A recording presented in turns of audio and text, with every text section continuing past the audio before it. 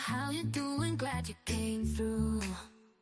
Welcome to the Sugar Love Show, where we have fun, fun, fun. Grab your friends and dance along. Join the party all night long. Get ready for a ride, buckle up, hold tight. We're gonna ignite. Shake your body to the rhythm. Let the music take control. When the beat drops, you better lose control. We're here to make memories, create an unforgettable night. Forget about your worries. Let's spread the love and shine so bright. Welcome to the Sugar Love Show, where the energy is high. We're gonna dance till the morning light. Feel the music, let it flow through your veins. Come on, everybody, let's have fun, fun, fun.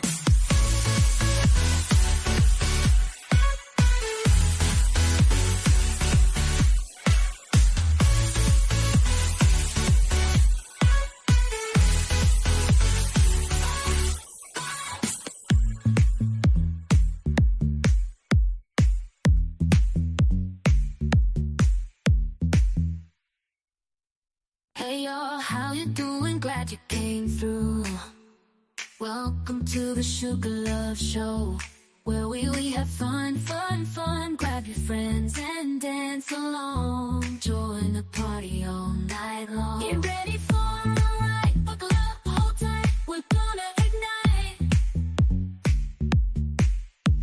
Shake your body to the rhythm. Let the music take control. When the beat drops, you better lose control. We're here to make memories, create an unforgettable night.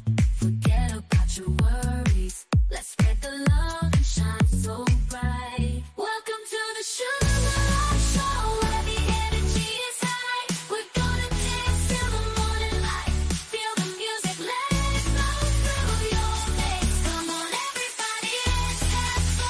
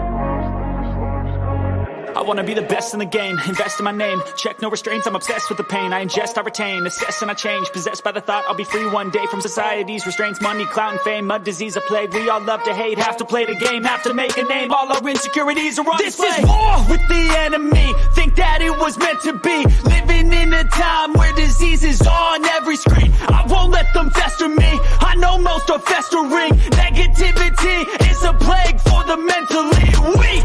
No mercy, all I got is working. Never stop searching, never quite so thirsty. I'm toxic and psychotic, with this logic, you can't stop it. It's been chronic since I was a boy, so neurotic and chaotic. Built to last with the webs I'm weaving. I could change the past with all I'm achieving. Got my foot on gas, never stop competing. If you break like glass, then this life's gonna eat 'em. Make mistakes real fast, then you learn how to beat 'em. If you take off the cast, you can see all the healing. If the pain's in the past, move on from the grief and put your foot on the gas. No, never stop competing, yeah. I've been doing this, I'm on it, I just wanna be iconic.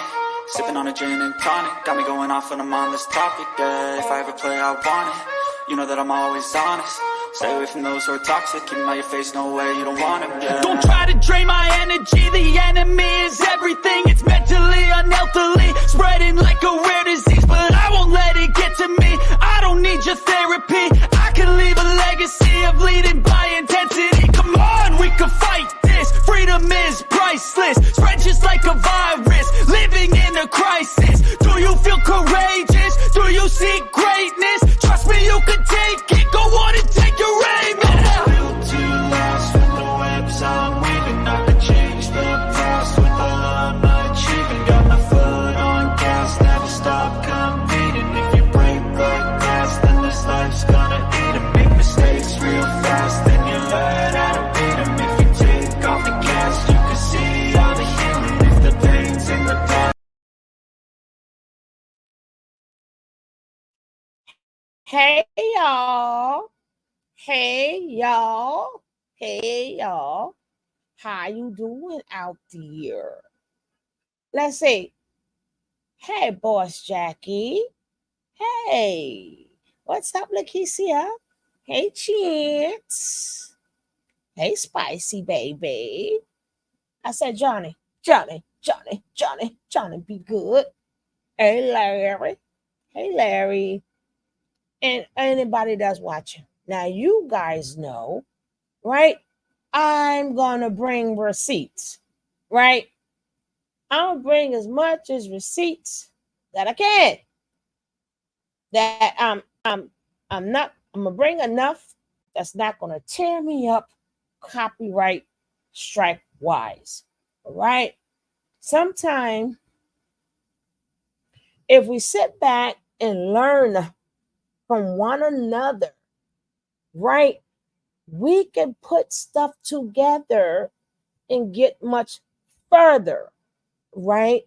Because everybody is just keep saying that, oh, the Bronx, but they never asked the other boroughs, what was your experience, right? They want to keep it there. Like we knew what was happening there. And like other places did not have DJs and stuff also,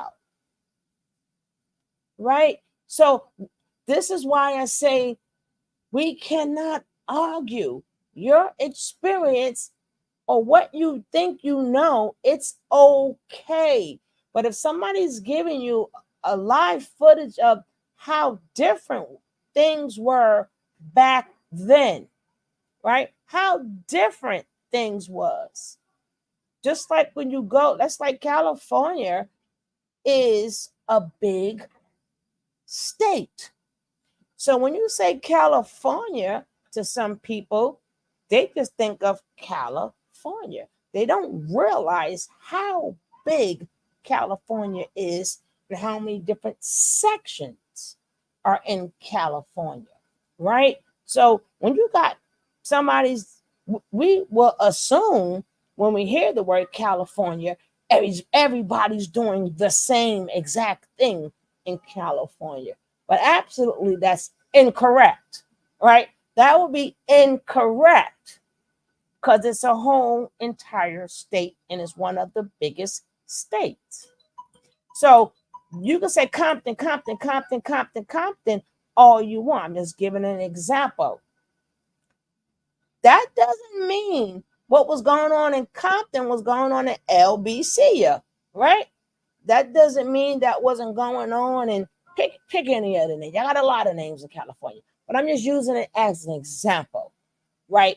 And why hey Mimi, I have to talk about these things because if you're going to give the history, you're going to give the history, number one. And then number two, if we don't talk about it, then it's being erased, right? This is our history, right? This is our history. Let's talk about it all the way, right? We were even nice enough, unlike other people, we were even nice enough to give it to the Bronx, right? We was nice enough to give it to the Bronx. We didn't have to, but we did. But even within your own state, is different counties and yeah, you on time, baby. So we're gonna take a ride down in Brooklyn now. Y'all know Brooklyn. Man keeps on taking it. Why do they separate that? Bronx is creating it. Queens keep on taking it. Man, Brooklyn keep on taking it. But Brooklyn played a big part. Each borough did their own thing. We were not running up to the Bronx. We did not go to a Cool Herc party, and neither did a Cool Herc party bring their ass down to us. Right? It did not bring their behind down to us. So let's go. Now let me put that little pretty banner up there because it looked good. Right? Because it looked good.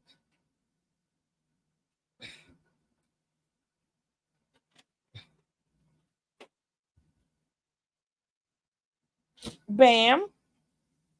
Bam, bam. Pop, pop, pop, pop, pop, pop. Because it looked good. It looked good, baby. It looked good.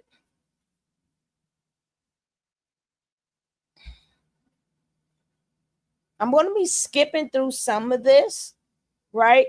But again, it's education. And these are people that got overlooked. And people just thought about Hurt. Hurt was not the only DJ. Everywhere had a DJ. Everywhere, not even if it was in the Bronx, it was more DJs in the Bronx. It just wasn't one freaking spot. But that had nothing to do with Brooklyn, Queens, Staten Island, and Harlem. Keep trying to tell y'all that.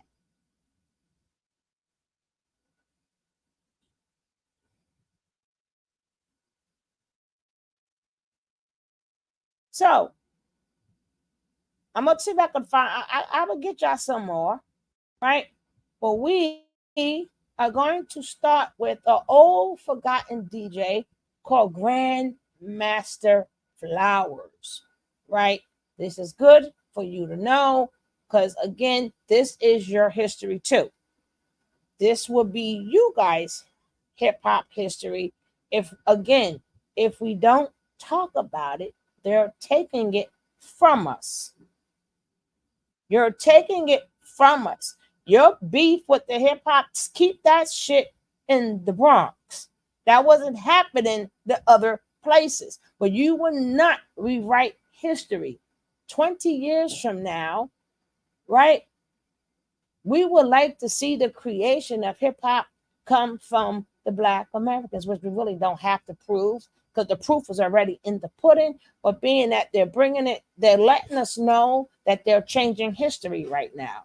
So yes, it's very important because there's a lot of money involved. It's a lot of money involved. We may not, and my thing is, as I was saying yesterday, we may not like the sexy reds and the this, the that. But you got to understand, hip hop goes in waves, right? It goes in waves. So you may right after this may be more conscious rap, right? And maybe more rap that makes sense, but it goes in waves. So we got to wave this out. This is not going to last forever. It's going to be another wave that comes in. How do you think we get to this wave? But it's going to change again, right? And you see a lot of elders. I mean, that was I don't know if y'all seen the picnic, the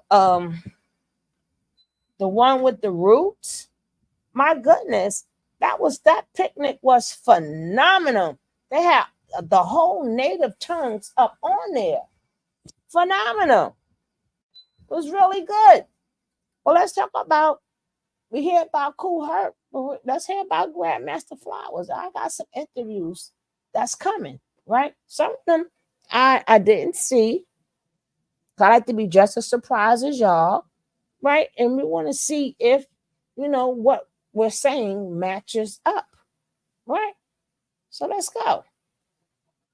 And then again, it take a Caucasian man to even bring him up. Well, let's go. A DJ who before any other had an outsized impact on the innovations that led to hip hop, and a DJ before any others, right? And we remember Grandmaster Flowers, right?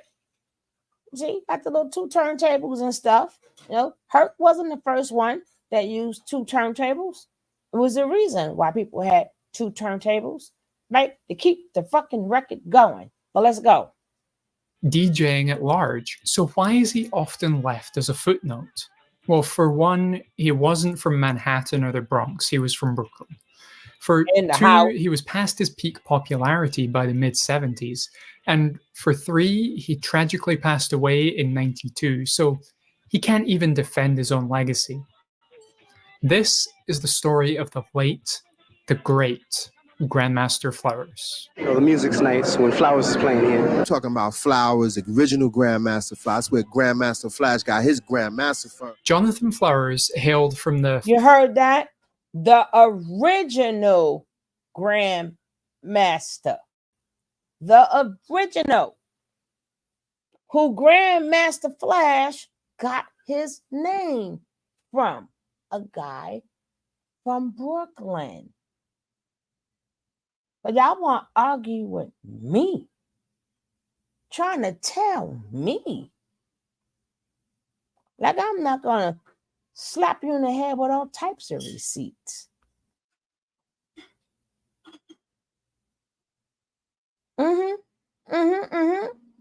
Yes. Stop playing.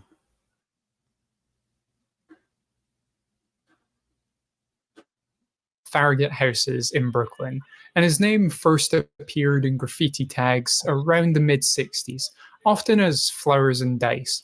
You hear that? The mid-60s, right? This would be Brooklyn, right?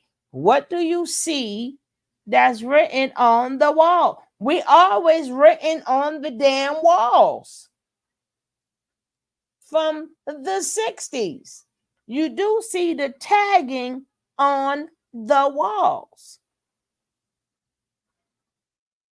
This would be what they would consider downtown Brooklyn, right? But again, that was a rough area. Really, really bad area back in them days, right? Matter of fact, it's still a bad area. It's still a bad area out there in Fort Greene, right? We're going to say Fort Greene area, but it's still Farragut projects. That would be housing. I told you before, they had the music. Every project or every park always had parties. That's what we did. But I guess, I have to put it out here so you guys could see. He's saying what I've said. But, no disrespect to homeboy yesterday, but we could have really dialogued. So I could have just said other things, You could have just dialogued. I would never call somebody that don't know what they're talking about that have a memory. I have a damn good memory. The Bronx wasn't coming to Brooklyn. Did he know that? Brooklyn would go to the Bronx, but the Bronx wasn't coming to Brooklyn. And when you back in them days, boroughs stayed in the borough unless you had to go. Just like in certain other places. If you didn't have to go, you didn't go. You were young, you stayed closer to where you lived. Right? And I ain't never remember getting no tape or hearing a tape and say, hey, this tape from the Bronx, right? And second, when I meant mixtapes, again, I was not able to explain. Mixtapes back then were not, hey, Pinky, were not people that stayed home and made mixtapes. I think he got it kind of confused. Or I would never know what he meant by that because we didn't dialogue. He just specifically said I was wrong instead of just like dialogue. And I could have explained, well, this is what happened here. And he could have been like, but this is what happened. This is what he know of. It could have been beautiful dialogue, right?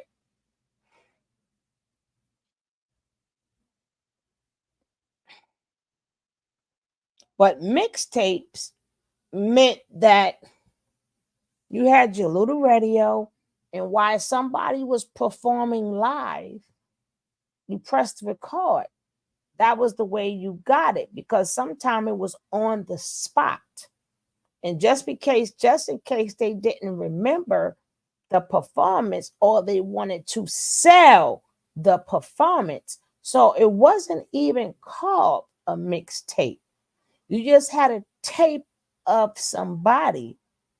Now they call it mixtapes because the person is making the music. We didn't have that back then, where we had records and stuff and we could play it and make a mixtape. That's not what a mixtape was. A mixtape consists of, if somebody's outside at a party, you taped it and you sold the tape.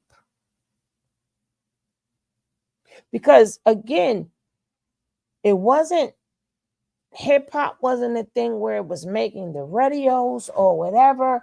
So that was our way of saying our person is better than your person. So, or if they was trying to get people to listen, that was the way of letting people hear how they sound. So it was just a tape with them performing. It was not a mixtape.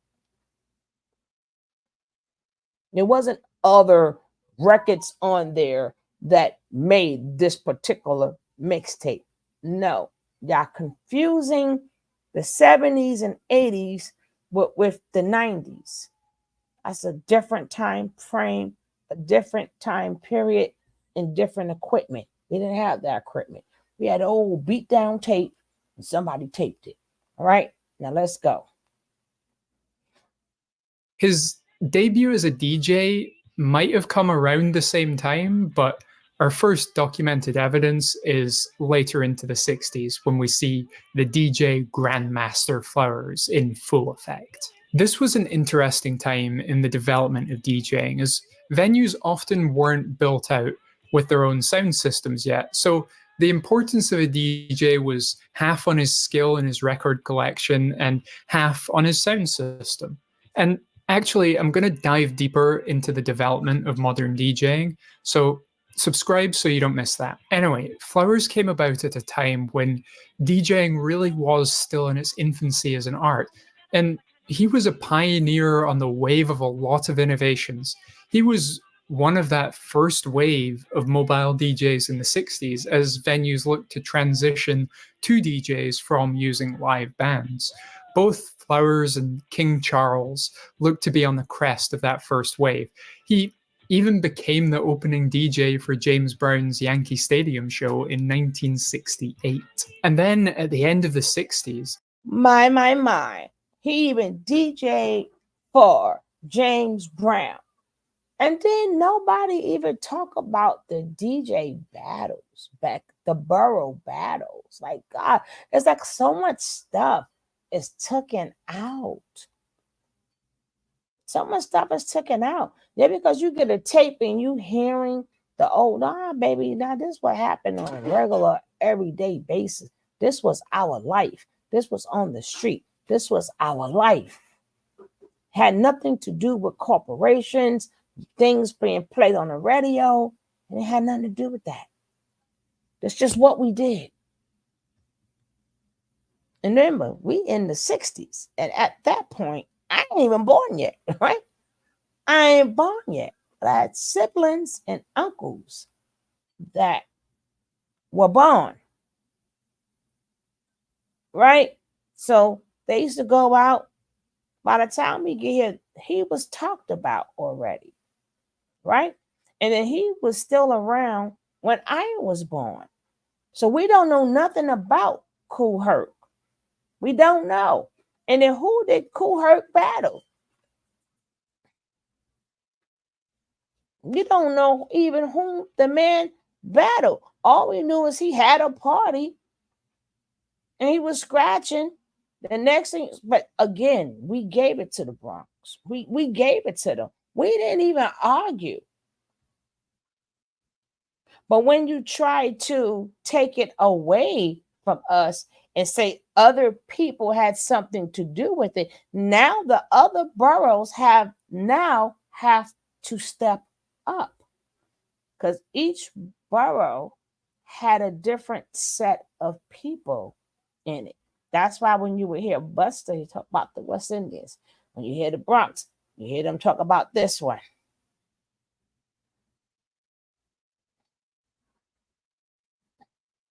Right? But being that I was tested for no reason yesterday, I just wanted to dialogue, right? Just wanted to dialogue and tell you my experiences. It was not supposed to go that way. I still respect that man. I still respect him. He's still cool. And hopefully we could still have a dialogue. But I don't know if it's a thing because it's coming from a woman, Was it because it's coming from a woman? Like, because I'm a woman? Like, I don't know nothing? Like, what are you talking about? Right?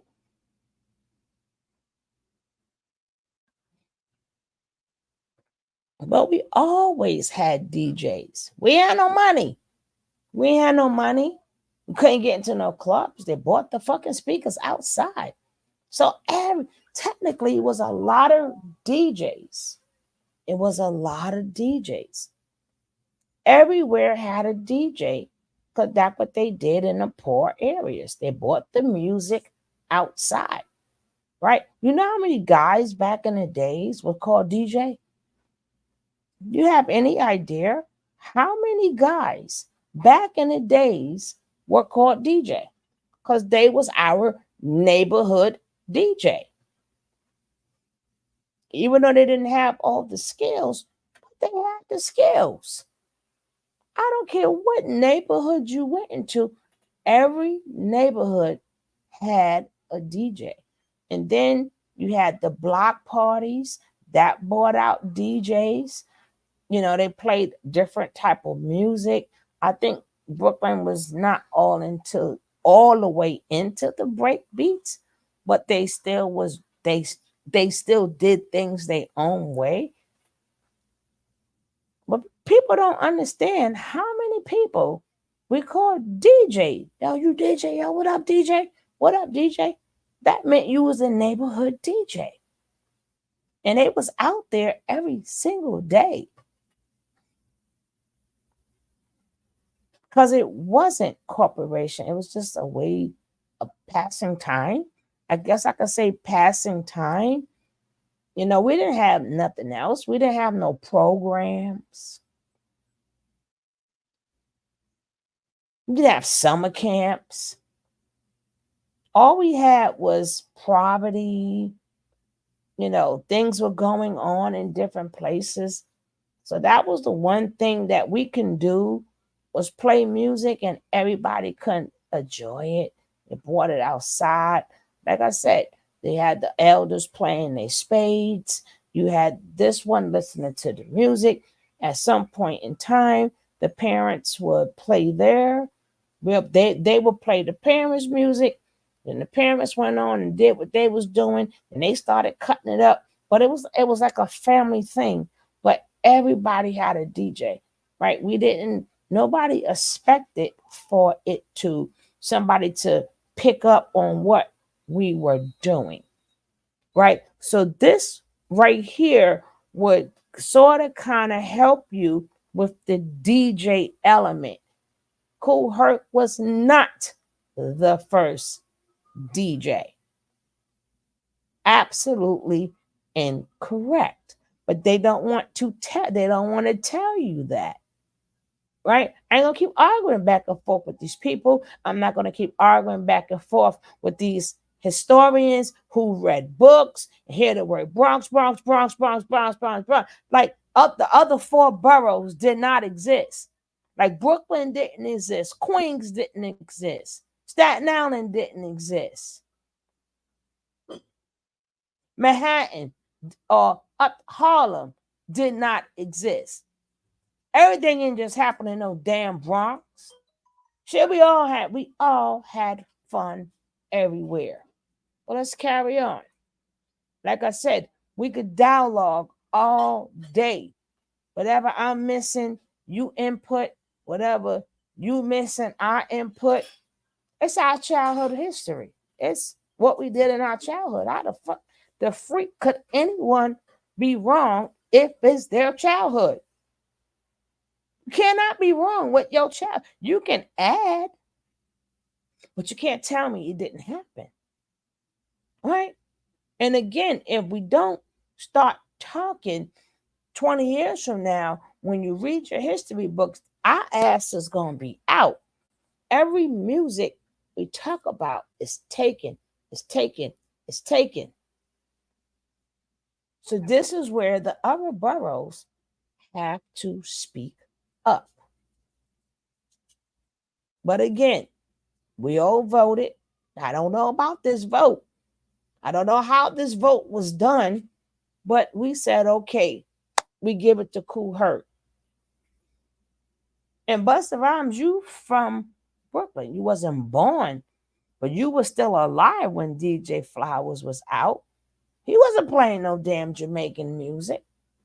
And neither was they playing any Latino music down here in Brooklyn, in Queens. Stop it.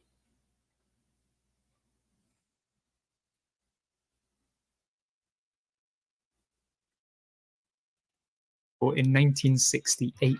And then at the end of the 60s, he was one of the first people to play club music from a sound system during New York's carnival instead of traditional Caribbean instruments.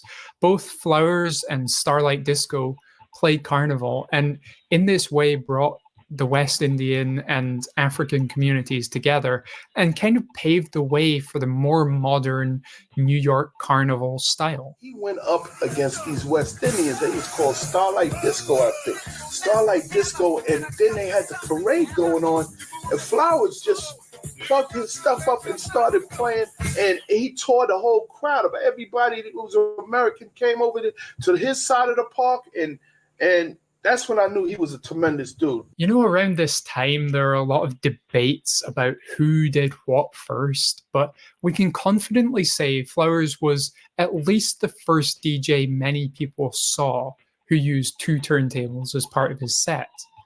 Many of the innovations may not have been his, but he was the most popular mobile DJ at the time and was the first DJ many people saw to use 2 turntables, yes, but also the first DJ many people saw to use lights or incorporate lights into his show. In researching Flowers more thoroughly, I came across 2 interviews, one with DJ Tony Smith, the other with Ron Plummer. Both were in the same circles as Flowers and had some great first-hand accounts that, for me, shed a lot more light onto exactly why he was the Grandmaster before any other. Starting with Tony. When asked what Flowers was like, he said, "He was the best, but he was most egotistical too. He was a bastard. He just wasn't nice to you. He wanted to be so exclusive. He wanted to be the best, and I guess he thought that's the way he had to be the best." DJ Plummer echoes this sentiment too, that Flowers was both the best and very sure of it. If you didn't know about that arrogance and you listened to the music and you were into funk, the West Coast stuff, rock stuff, you really thought he was godlike, fantastic. So a lot of people thought he was better than anyone else. Flowers was sort of like a Jimi Hendrix. He would do everything and you were always learning from him. Flowers was probably the most extreme that I remember. Somebody that just knows they're good. As an aside, Tony shed some light here on a practice I know was commonplace in Jamaica, but I'd only seen alluded to in New York. They used to cross out the records, so if you looked, you couldn't even see what the record was.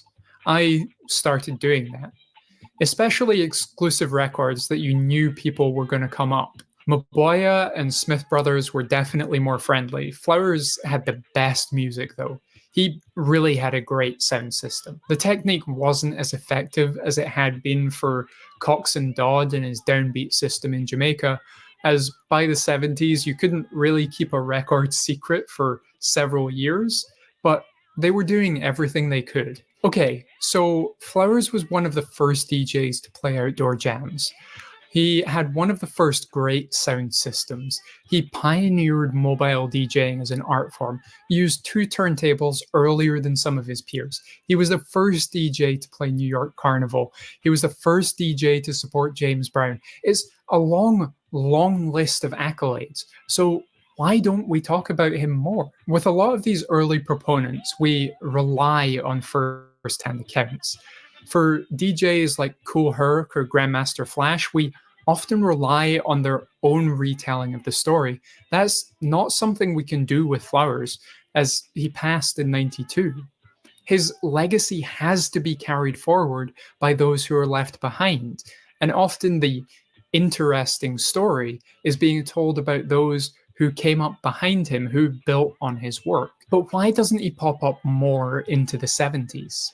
He's on a few flyers, sure, and there's a tape circulating from around 1980, but whereas the stars of Flash, Herc, Mancuso, Grosso are all rising, Flowers is fading. He fell hard into a world of drugs, and by a couple of accounts had sold most of his record collection by the early 80s just to fuel his habit. According to DJ Plummer, people tried to help him out of this spiral, but to them, it just felt like he didn't want the help. His early legacy was one that he never built on, and the world of DJing passed him by.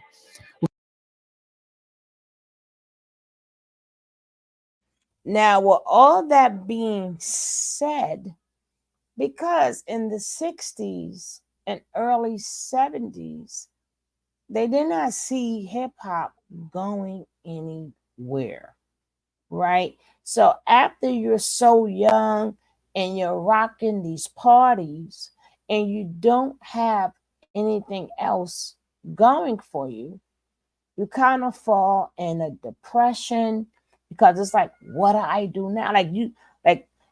It's a thing that you grow out of, right? Because you're too old to party.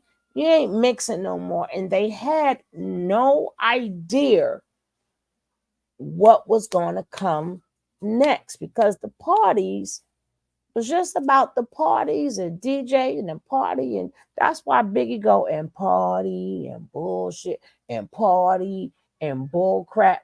Because at them days, that's why it's hard. That's why I say, and he was like, have the receipt. Now I can't bring you the songs, but I could bring you the interviews and stuff that came before DJ Herc, right? So we was already rocking. They did not know. They didn't know that it was going to catch on. They didn't know these things. So remember, you grow up when you're so popular, you got the party rocking. And you know, if you did that in the 60s, and you got they said his speakers was bigger than the ones in the people in Jamaica. They couldn't even mess with DJ Flowers. He even tried his skills at Labor Day. He went against the Jamaicans and won at their own carnival. All the Americans went to his float, right? But again, who would know? Who knew? There was nobody saying, hey, you know what? You could sign some people, you get an MC. None of that was told to people. It wasn't told. So a lot at that point, what I do, I'm getting old. I can't party no more. My fingers don't work the same no more.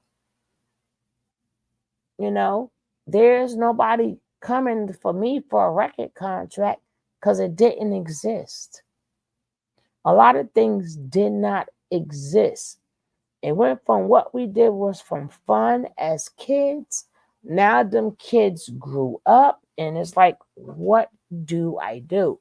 I'm a grown-ass man. This is all I've done. What do I do? There are no record companies coming to sort you out. There are none. After you done played your party, the younger ones start coming up. Now, when he was talking about the records, right? What happened is they used to put another record cover on the record so you couldn't steal what they was going to do at their set. Now, y'all want history? I'm going to give you history. I tell you, I bring receipts. Right? I keep telling the other boroughs have not spoken. And then I'm not going to speak to somebody too much younger than me because they didn't live it, right? They didn't live it. And I was even in the 1960s. I'm not too far from there, right? So I know what my uncles were saying, but let's carry on. Leaving him as a footnote in a history he really should have written, a tragedy that an important figure with so much to offer fell so hard. The veneration his peers had for the skill of the Grandmaster Flowers speaks volumes to the place he should take in DJ history, and we would all do well to remember, before any other, the first Grandmaster. They ain't gonna give that shit to Brooklyn. They ain't giving that to Brooklyn, god damn it. No, they're not. They're gonna keep it in the Bronx. But Brooklyn, y'all better stop playing for Brooklyn.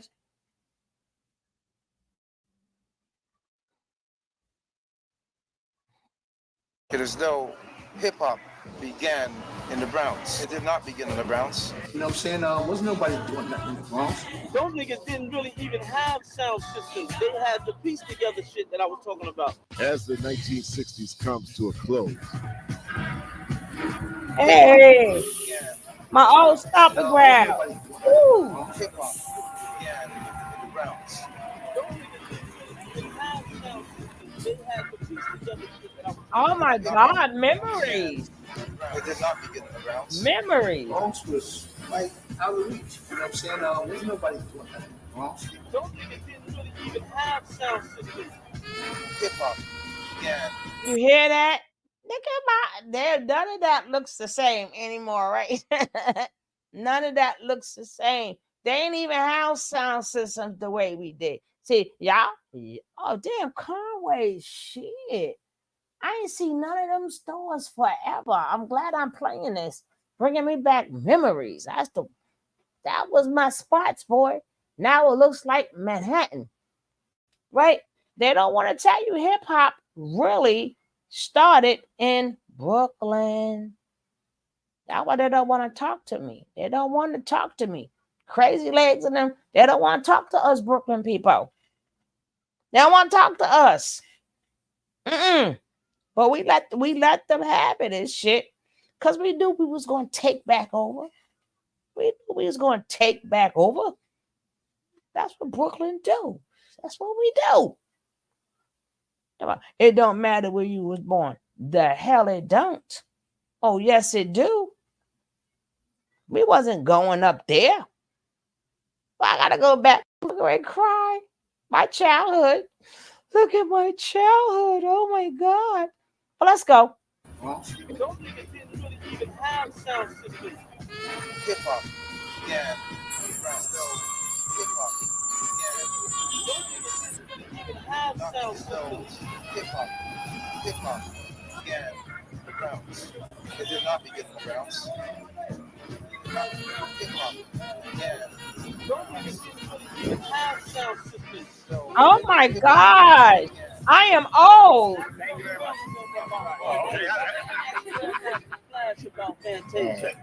All right, so we are here in Brooklyn. Now I see this founding fathers thing they got on there. Brooklyn DJs, Flowers, Mamboya, PTJ Jones. What's the deal? What's your perspective on that? Well, first of all, I haven't seen it. I've heard bits and pieces of it. And I guess the discrepancy is that they're claiming to be the founders of hip-hop, specifically. Right. And that they try to negate the stories of Bambaataa and Herc and everybody else. Right. Okay, so here's the situation. First of all, Brooklyn has nothing to do with the founding of hip-hop. Right. Okay? Right. They were DJs, and I remember Flowers. I've been to Flowers parties. Okay. He's a DJ, and he's a well-known DJ. Right. But him, similar to PTJ Jones, they were disco DJs. Right. And what people need to understand is hip-hop, or what came to be known as hip-hop, started, it was a very specific type of music. Right. It was very specific records. Okay. It was very specific type of dance, very specifically B-boys. Right. Okay? Right. And Brooklyn wasn't about that at all. Neither was Manhattan. Okay? Manhattan came in a little later on with Donald D and B-Fats doing their thing up in the Audubon and in the Rennie. Okay? So in Manhattan, they were kind of the first dudes to start playing more hip-hop type music. Okay. All right? But that's in the late 70s. 77, 78, 79. Right. All right? Brooklyn very specifically is the hustle borough. Right. They're like, you know how we say in hip hop, our theme song was Apache. Okay. Because that was the major B-boy. I try to tell you. We're going to hustle, baby. Their theme song, and anybody who party in Brooklyn, they can't deny this. Their thing is love is the message. Love is that the is message. true. And MFSB. And their thing is hustling. The gangster hustle. Okay. You know what I mean? Okay. And Brooklyn was known for that. Okay. And that's more of a disco type of a thing. Right. Now that part will be true. Yeah, his name is Baby Spade because you know he got to say a little something for the Spades that's up there in the Bronx, right? But that part was true, right? But we still remember they said DJing is one of the elements. So that will put Brooklyn in front of the Bronx, right? Bringing out the big speakers will put Brooklyn in front of the Bronx. They ain't going to tell you that though, right? They ain't going to tell you that, but it doesn't matter. We still in 75, 76. He's with the Zulu Kings. So he's safe. But you cannot take away, you know, we out there music playing and hustling and bustling and stuff. Baby, Brooklyn is something else, baby. Baby.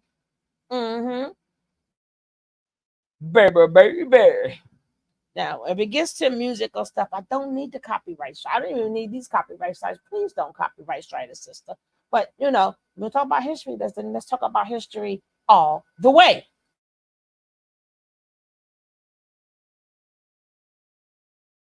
Grandmaster Flowers was nasty in terms of disco. He could mix it, but he's a disco DJ.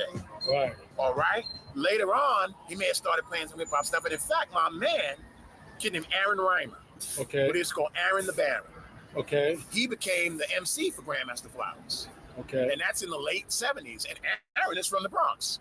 And Aaron himself was not Aaron and Leo. All right. Okay. They were not hip hop DJs. They played more disco music. They're from Co-op City. Okay. Right. And Aaron started hanging in Brooklyn, and he became, hi, how are you? He became the MC for Grandmaster Flowers. Okay. And so Flowers man started playing some hip hop music later on, but they're not in the beginnings. Right. And very clearly, like I said, their thing was disco. And that's what people understand.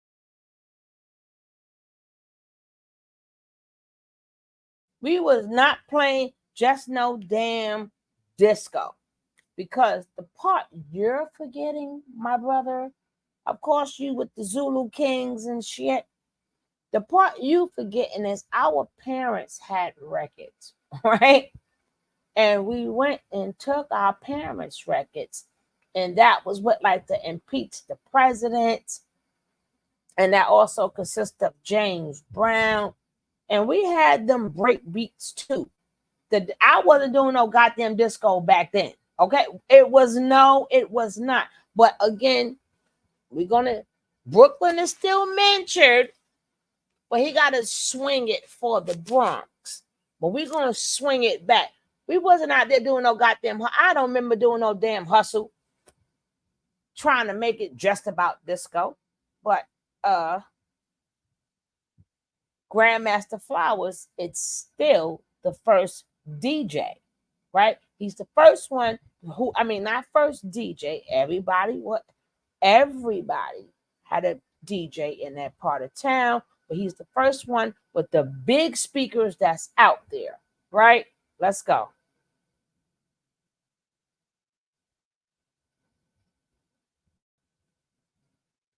Up in the Stardust Ballroom. And the Stardust Ballroom was a disco, no hip hop. They did not do that. All right, that's Cool DJ Rock and the Come Up Crew, PDJ Jones, Godfather Productions.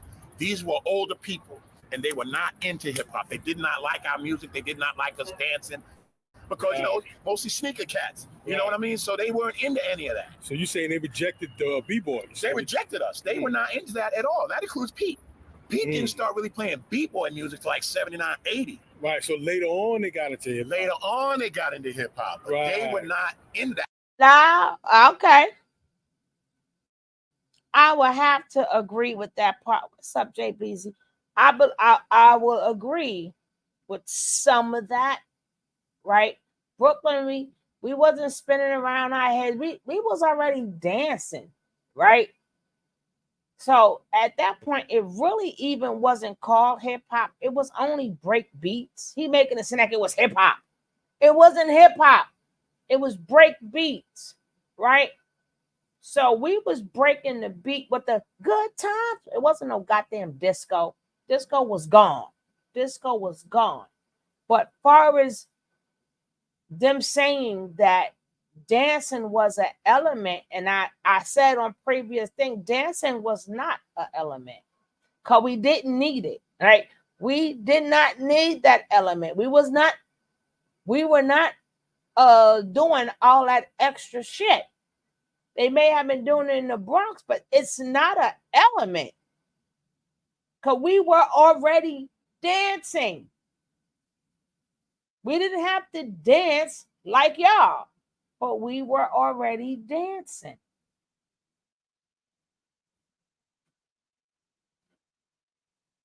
Here you go, downtown Brooklyn talking shit. They should go get his ass. Go get him. Damn it. And I remember when Pete started playing, because it was Easter Sunday, I think 79 or 80, in Stardust Ballroom. The word hip hop originally being a derisive term, people did not like b-boys because they felt we were coming to break up their parties. They saw us as thugs, things like that.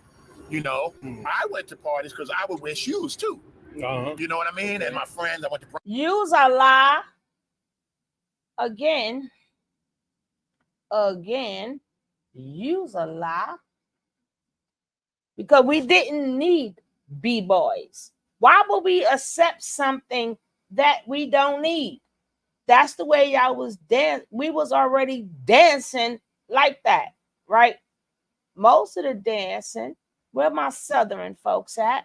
Remember, we all, technically, all of this come from our Southern ancestors. So I always like to give them their props, right? I never talk about hip hop without giving my Southern ancestors their props, because most of the dancing that we're doing, they were like, look, we used to do that. We used to do that. We used to call that dance this though, but we used to call that dance that, because our Southern ancestors migrated to the north and to the west.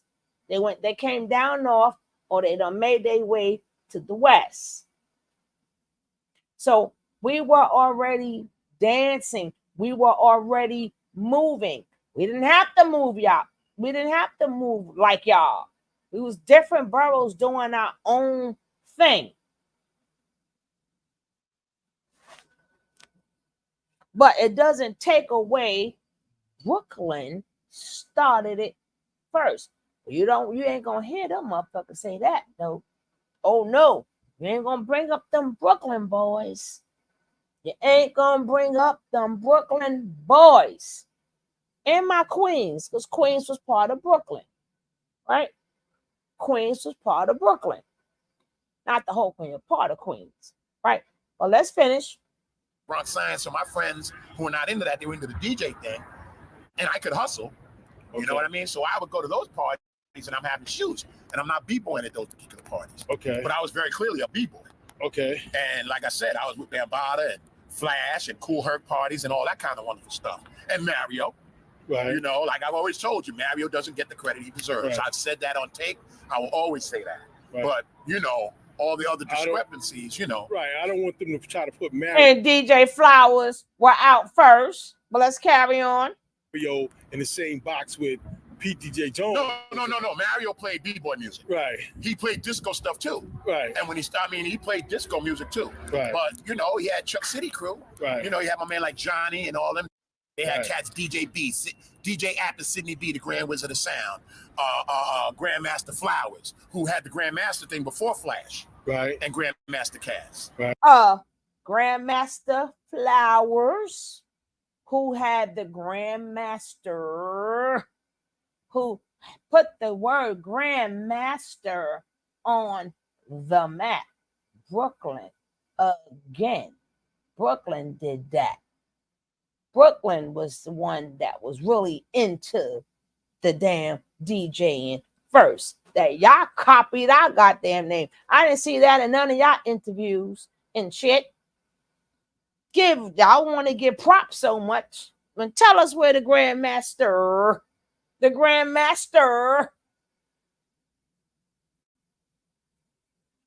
Right. Okay? They got it from him. Right. But Flowers was not a hip-hop DJ. Yeah. Hip-hop music. They weren't playing Apache. They weren't playing Just Begun. They weren't playing Corazon. They weren't playing that. They were playing disco music. Who's a lie? So how was I dancing to Apache? How was we not dancing to Apache if he didn't play? Well, one of our DJs played it. We may not have been Flowers, but one of our DJs was playing. How was we dancing to Apache? How was we doing Apache? How did we do that if it wasn't played? You think the only records went to the Bronx? They was all over, sir. They were all over. Well, let's go.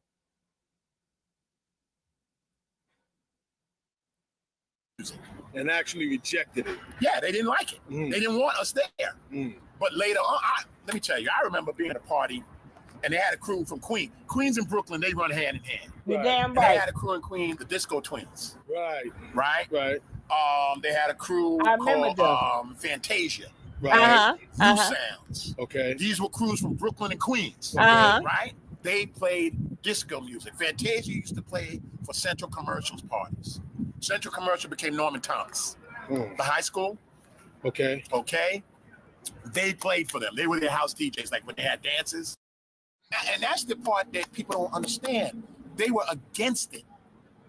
They did not like it. That's deep. And they made it a point not to play it. So now you want to come along now because that's the popular culture. That's the one that caught on. You want to say, oh, we was there. You're lying. It ain't happening. Right. The thing that's bugging me out, if we wasn't lying, then why did Grandmaster, if we were lying, so you say, so then why did Grandmaster Flash take his name from Grandmaster Flowers? Right? If no, we didn't have to like it. Y'all copied us.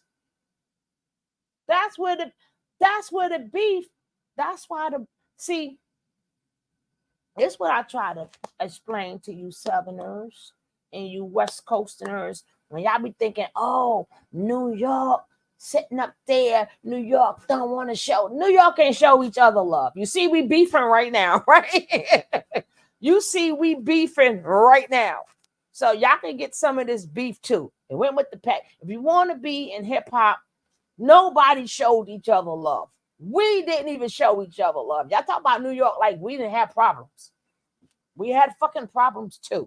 And this man ain't telling, look at his face. He ain't telling the all the way truth. But I did get the truth out of him. That Grandmaster Flowers was that DJ man. He was that DJ man.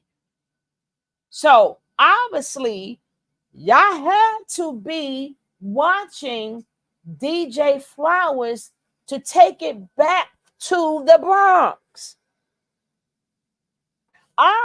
Y'all had to be in Brooklyn to study DJ Flowers just to take it back to the Bronx. So it doesn't even matter what type of songs that were playing. Y'all saw the man's skills and took the shit back to the Bronx. But it started in Brooklyn and / Queens. So now, I mean, we got to get this straightened the shit out. All the boroughs, we had internal things going on. Well, homeboy gonna tell me I don't know what I'm talking about. And I have said all this already, but I tell you, I'm gonna come with receipts. Right? I'm gonna come with receipts. And then I'm gonna tell you what I was doing. I will tell you, oh, I wasn't born yet. Then I'm gonna say, hey, I was born yet. Right?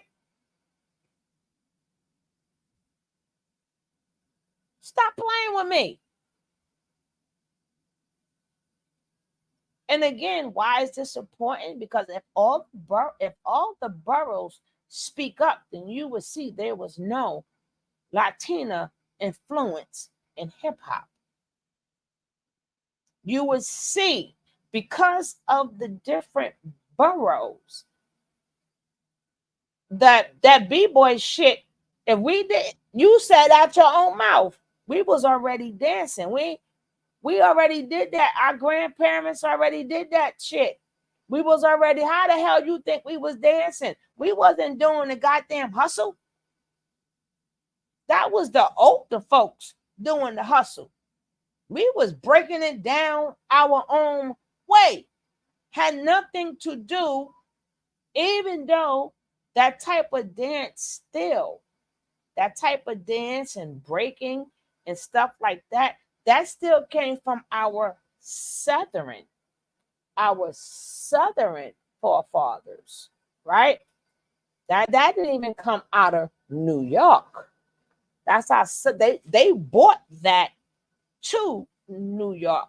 I could never, unlike them, I don't exclude our southern. That damn girl, that basically all we did was a damn hustle all day. Stop playing with me. And if anybody truly remembers, these were the poorest days of history for us, but was also the funnest time in our life. It was the best time in our life. We didn't have nothing but concrete fucking floor, and we made the damn roads grow out of them concrete floors. We didn't have nothing. So I don't know where you get, oh, they was influencing it. No, the fuck you wasn't. Because what was the other boroughs? You wasn't, your ass wasn't down in Brooklyn. And then if you started, I don't hear none of y'all stories talk about DJ Flowers. You're trying to add yourself up in there where we was already doing it in all other boroughs already. Right? Y'all will probably call it counties where y'all at or different sections, but in New York they call it boroughs. It all means the same thing. Okay? Now, I had the pleasure, right, of knowing yeah, we worked with what we had, girl. Now I had the pleasure of knowing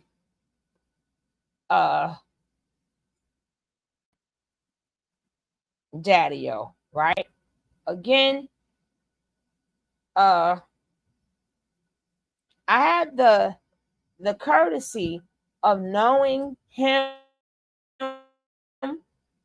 because my daughter's father lived in the next, they bought a renovated house and they lived right next door.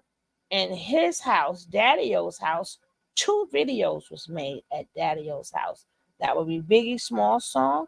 That house you see there is Daddy-O's house. Y'all just don't see us because of the way the cameras were, but we were there when they made the video. And also Mary J. Blige song, right? If y'all don't notice, it's the same house. That would be Daddy-O's house. So I knew him personally, right? You got these men talking to me, didn't even know these people personally. I knew a lot of them personally. Why? Because we grew up together, right? It ain't like this was foreign, right? We all even went to school. I'm talking about they wasn't even nobodies. We just what we did in school, right? So let's go. Hello, everyone. Welcome to tonight's program about Brooklyn and hip hop. And to the flourishing of hip hop music and culture around the world. Let's give it up and let's welcome DJ Clark Kent. Thank you. I think I'm gonna take you on the road to introduce me wherever I go. we can talk about it. We can go out. All right, so let's get. Now, I haven't watched this, but I want to see if what he gonna say is true. Well, let's go. Well, remember, let me take this back. Let me correct myself.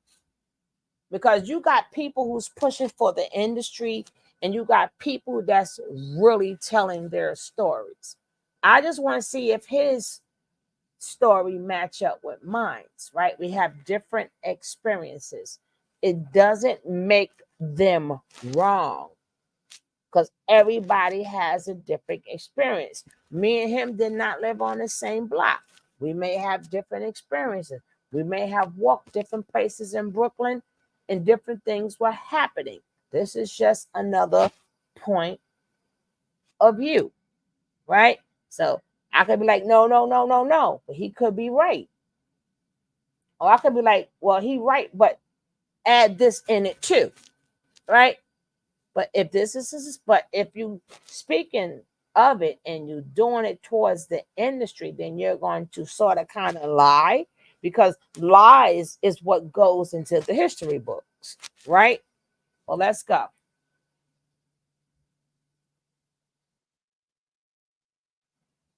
Started in 1987. KRS-One rap, during the Bridge Wars. Manhattan keeps on making it, Brooklyn keeps on taking it, Bronx keeps creating it, and Queens keeps on faking it.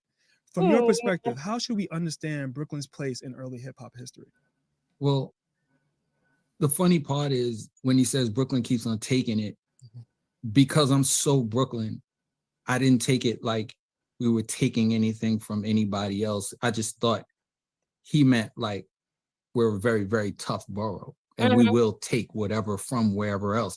But if people really, really do the knowledge, like we didn't take anything from anywhere, we had our own playing in the park moments and our own our own feeling of what it felt like to be outside and, you know, bringing out speakers and bringing out turntables. So we didn't take anything, you know, Queens didn't take anything. They had the disco twin. I'm telling you, I think I want to know where Kweezy is. I think I deserve an apology. I think I deserve an apology. Because yesterday was not meant to be, right? I thought we were going to just talk about it because we were living. But so far, the first thing that came out of his mouth and the last person's mouth, that go to show you I ain't lie yet. That's why I said he gonna talk about, oh, it was never. I'm like, yes, it was. You just didn't hear it. They was talking like that in the 70s and in the 80s. Even when, who remember that movie on Give Me Five on the Black Hand Side? That was in 73. They changed up the words. 2 songs came out of that, right? The Run DME, the Run DMX,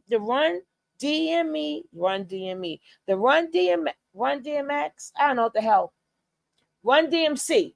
The Run DMC song, Here We Go, came out of that. And Rapper's Delight came out in 83. That song was out in 73. Look how that man was talking. They had to clean it up for the radio station, but they were watching the same thing that we were watching. And to be saying I'm delusional and I don't know what, but why is these guys saying the same thing? I thought, what part of I don't bring no old mixtapes. A lot of them you can't get no more because it wasn't a mixtape. It was just people rapping and people recording. But I think I deserve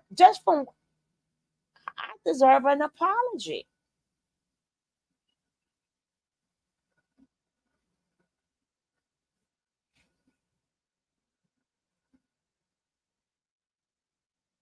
Twins, we had Master D, we had Von K, we had Flowers, we had guys that were cemented in Brooklyn since the 60s. So we didn't look at it like we were taking anything. Things that became something else, like when rapping started, okay, yeah, it started in the Bronx and then we got rappers, you know. But everything has to start somewhere. But we weren't taking, we just were playing our part in the game. And you know, he was beefing. And I'm not mad at him. But he did paint Brooklyn in a very, very beautiful light. He didn't make us look crazy. So you brought up Grandmaster Flowers, and yes, the best mixing DJ ever. Okay, so best DJ ever. About that, because not her. You have specific memories, and maybe you could weave that into, you know, a little bit. If you want to talk about some of your youthful memories, like your first memories of music in general and DJ culture. You know, you have. I guess you know, we're not allowed to bring up our memories or nothing because they're gonna call us delusional, right? Ask somebody from another borough, what is like, remember, and everything he say is going to be correct because that's his memories. You think I don't know what the man is going to say. I have no idea what he's going to say.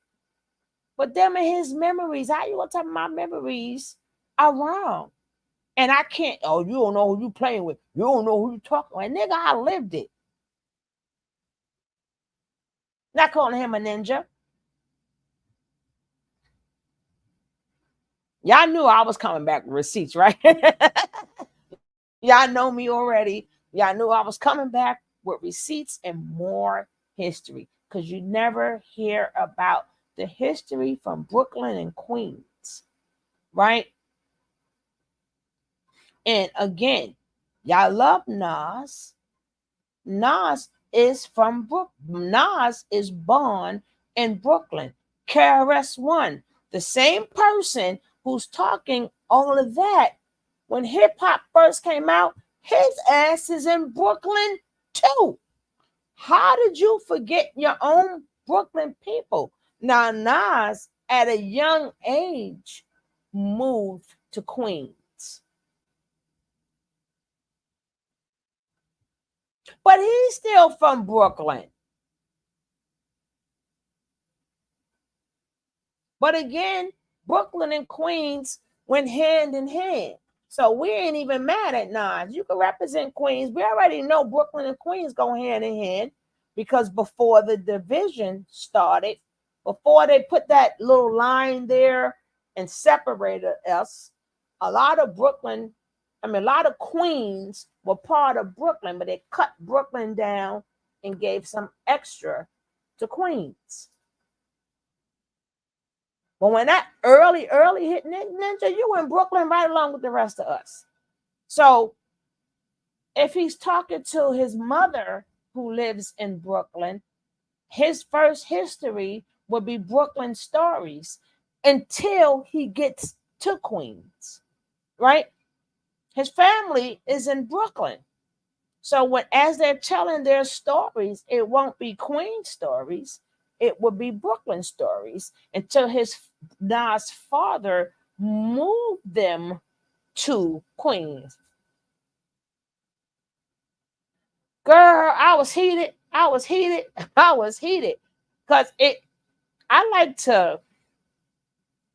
we already know, I like to conversate, right? I like to learn new things and certain things. You heard that man say, tell us your experience, right? Now, whatever his experience is, will be his experience. I don't even know even all Brooklyn didn't get along. You couldn't go to certain parts in Brooklyn either. So what some people did, like in the east part of Brooklyn or the south, that was even done different too.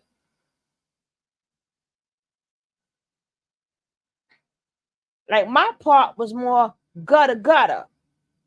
My part was buck down. Like we was in the duck down part of Brooklyn, right? Duck down.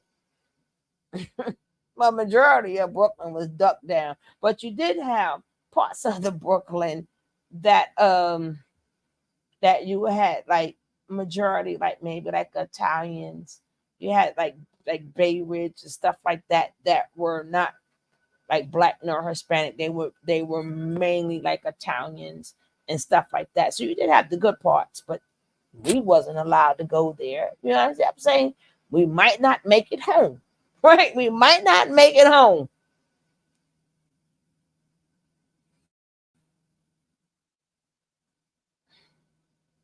And again, you cannot, and I repeat, you cannot take anything from our Southern ancestry because the music that was playing was songs like from the James Browns, the all them people, right? None of them was from New York.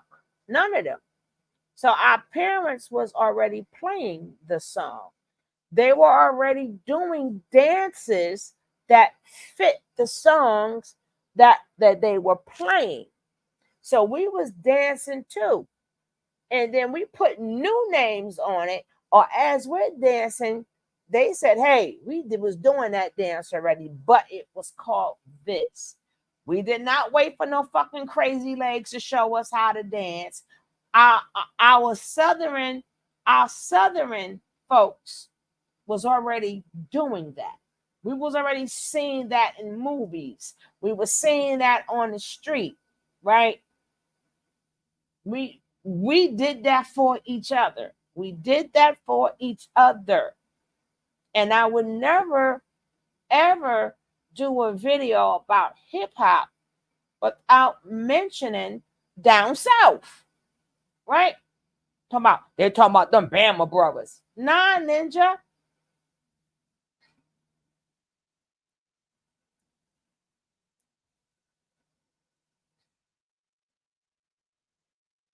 such a fascinating background as well, because your mom was an opera singer, right? Mm-hmm. Okay. Yeah, my mom was an opera singer, and my grandmother, that's who we lived with when I was super young. And actually, I lived with her up until I was like 19. Mm-hmm. But she had this stereo, and she had a lot of records, and my mother had a lot of records. And at around 5 or 6, I learned how to use the stereo. See? And once I learned how to use the stereo, I would put on this record that my grandmother loved called Happy Landings by the Miracles. I would put it on when she came through the door from work. That's my just to see her soul. get happy and excited about You it. see and I that? was like, I didn't, like when you look back, you're like, well, you practically were DJing, but you didn't even know what DJing was. I just know I was trying to make my grandmother happy because she's the most important person I've ever met in my life. But so I was doing that, like, and then one day I'm at my uncle's house and he has 2 turntables, and I'm just like, what is this? And he's like, it's a DJ set. But my uncle's a guy who used to go to clubs. Him and his wife used to go to, him and my aunt used to go to clubs all the time. So they were in Studio 54, Leviticus, Bap House. They were in those clubs in the 70s. And he had a DJ set because he wanted what they had in the club. And I was like, can you teach me how to DJ? And he didn't know how to DJ. So he just had the set. So he was like, you could try it, figure it out. So I'm 9 figuring out DJing. Wow.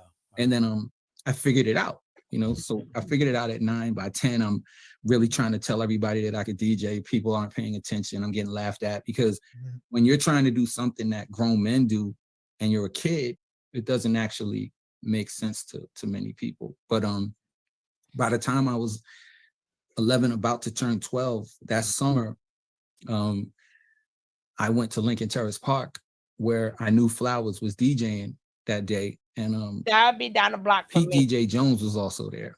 And Pete DJ Jones knew that I was the kid from up the street who played music. He told Flowers, he was like, that's the kid from up on Union Street who plays records. And he was looking at me like, he really played. And he was like, yeah. So he goes, yo, you want to play a record? I say, yes. He goes, okay, go pick one. I went to his crates and I picked up about 30 records. And he turns around and he goes, you picked, like, all of those records? And I was like, yes, I do. And he goes, okay, go. And he lets me play a record, and he goes, keep going. So he let me play for like 40 minutes at a park jam. Like, to me, that big was part, Lincoln the Terrace. Signing to my contract of life. Like, you're going to be a DJ forever. So. And that was like 11 or you think 11 or 12? I was 11, about to be 12. Wow. Yeah. Incredible. That's incredible.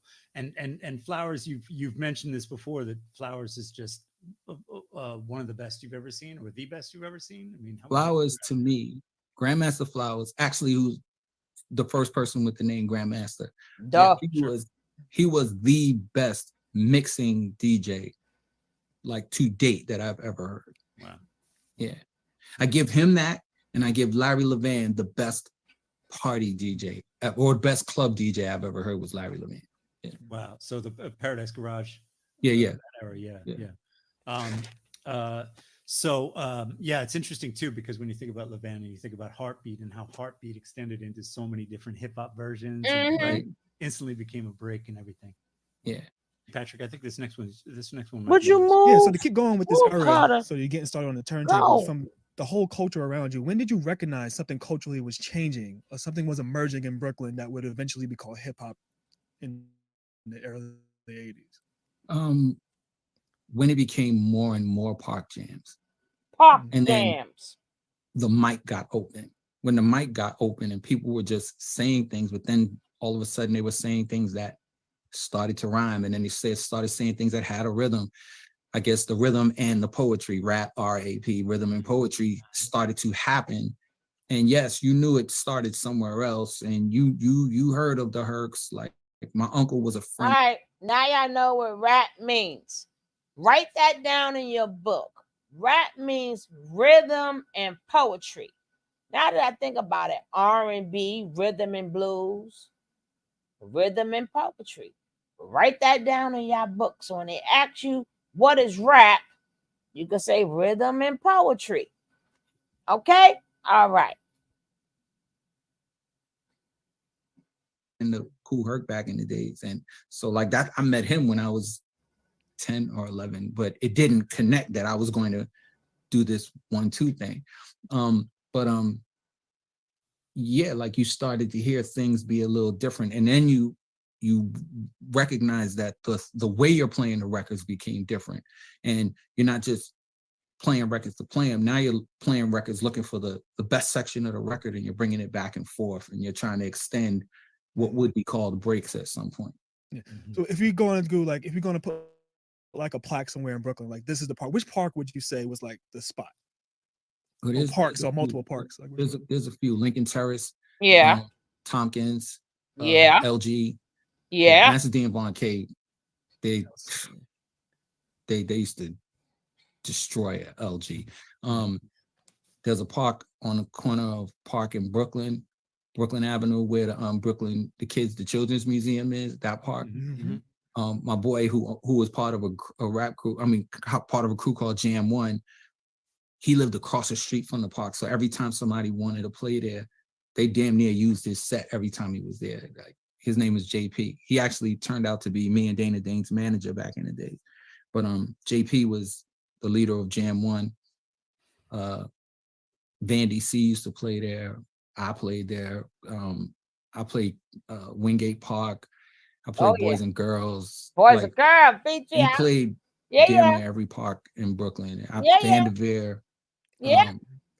Farragut. Like, if you wanted to be known, you had to go and play where everybody was playing. So like, I would go to park jams and just tell them, like, yo, I was pretty rude when I was young. I would go to park jams, go to the DJ booth and be like, yo, I'm better than y'all. Step off. Let me on. Let me on the set. I'm telling you, I'm better than y'all. It was wrong. Yeah. But when you say that to somebody who's 20, 21, 22, they're looking at you like you crazy, and then they challenge you, and then you show and prove. Now the word starts to get around. So every park jam that I showed up, they were just like, oh, that's the kid from Crown Heights. That's the young boy who played at, and it just started to spiral. So, and then there's that pivotal moment. But wait, if you ask me where I'm putting that plaque, I'm putting the plaque Lincoln Terrace, because I got to play there. That's the first park jam I ever played.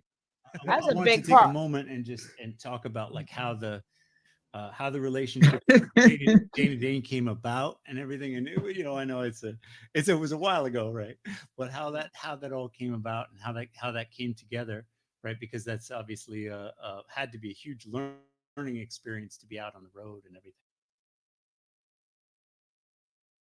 I was already being DJ Clark in New York City and being hired to play in a bunch of places, and I got hired to DJ at Washington Irving for a talent show. And I have to mind you, now when they mentioned DJ Flowers came out of Farragut, right? That would be down the block from Dana Dane, which would be Fort Greene. Fort Greene, where also Fort Greene projects. What is that? Two other important people. Well, they're not important. There's a lot of important people, and I'm gonna keep giving you that history. What is that gospel singer name? What is that gospel singer name? Help me, help me, help me, help me. Come on, put some gospel singers up in there so I can tell you who came. It's a gospel singer that came up on out of there. But when y'all put the name of the gospel singer, I'm going to say yes. But the next person who came out of Brooklyn from Fort Greene will be Michael Jordan, right? So a lot of things was happening around there. Michael Jordan's family some of his family still live in Brooklyn. But that's all in that area. Yes, Michael Jordan. Y'all think of Michael Jordan, y'all think of South Carolina. No, Michael Jordan is a Brooklyn boy too. So a lot of things was coming from out of that area.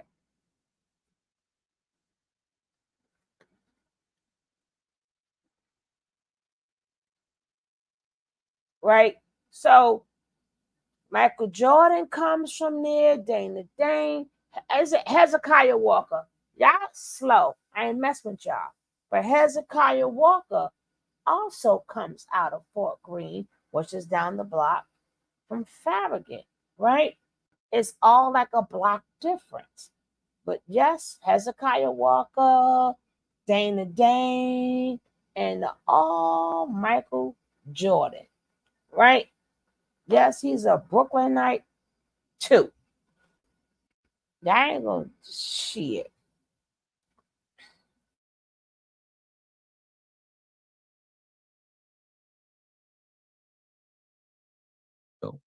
And Dana's record had just came out.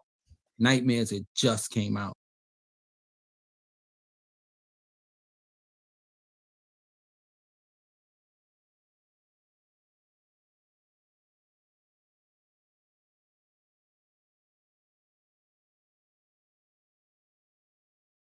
And he came to the show. He came to the school to perform. It wasn't even like 2 weeks that it was out, but it came out and people liked it. So he came to the school to perform, and his DJ wasn't with him. So he asked me to drop the record for him, and I dropped it. And while he's rapping, I'm doing drops on it. I don't know. I just felt there's feeling here, there's feeling here, there's feeling here. And at the end of the show, he was like, yo, you just knew to do that? And I was like, well, I just felt my way through it. So, you know, switch numbers. And then like 2 shows went by that he did with his DJ, and then his DJ wasn't as available. So he called me. He was like, yo, you want to do some shows together? And I was like, okay, cool. So we sat down and we talked about doing a show, and I listened because I had never done touring rap shows before. I'd done rap group shows with little groups that I was part of back when I was young. But like, this guy's got a record, so it's a different thing. So when we talked, he had his idea of what he wanted to do, and I listened, and I was like, okay, I can do what you want me to do, but what about this? And what about that? And what about this? And what about, and then he was like, oh, hell yeah. And I think what happened was he didn't look at me like I'm just some guy who DJs. He actually looked at me like, nah, that's the DJ Clark Kent who plays almost every club in New York City.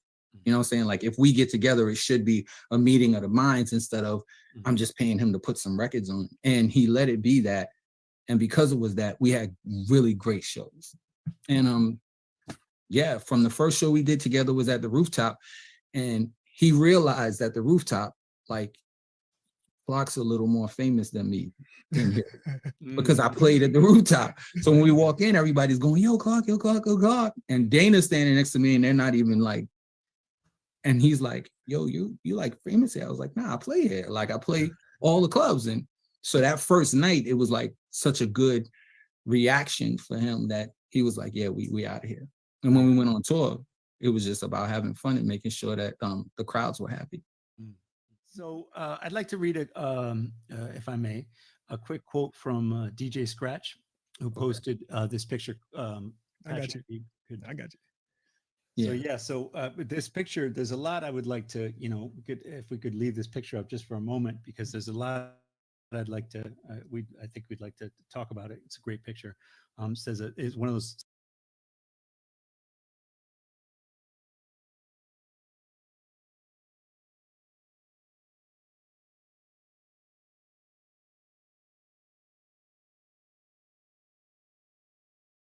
See this picture?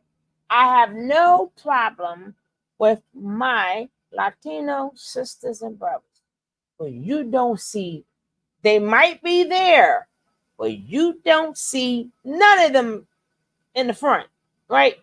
You don't see none of them in the front. See, now if the other boroughs will stop fighting so much and you will get us up in there. Girl, I was the fake DJ. What are you talking about? I was the fakest DJ ever. You couldn't tell me I was not going to be a DJ. You could not tell me. My head still be faking. Every time I hear a song, my hand be fake scratching and shit. Chicka, chicka, chicka, chicka, chicka, chicka, chicka, chicka. You is not by yourself, Pinky. Sorry. You are not by yourself. You are not by yourself. because I always had the thing for the DJ. I always had the thing for the DJ. I used to love how they can take that song and take that a 2-minute song or a pinch of a break and stretch it and scratch it and just create a whole new song out of it. And you be in your own damn zone, girl. Out, man. Listen, Pinky, come on, let's get together, Pinky. Let's we can do it. We can still do it, Pinky. We can still do it, Pinky.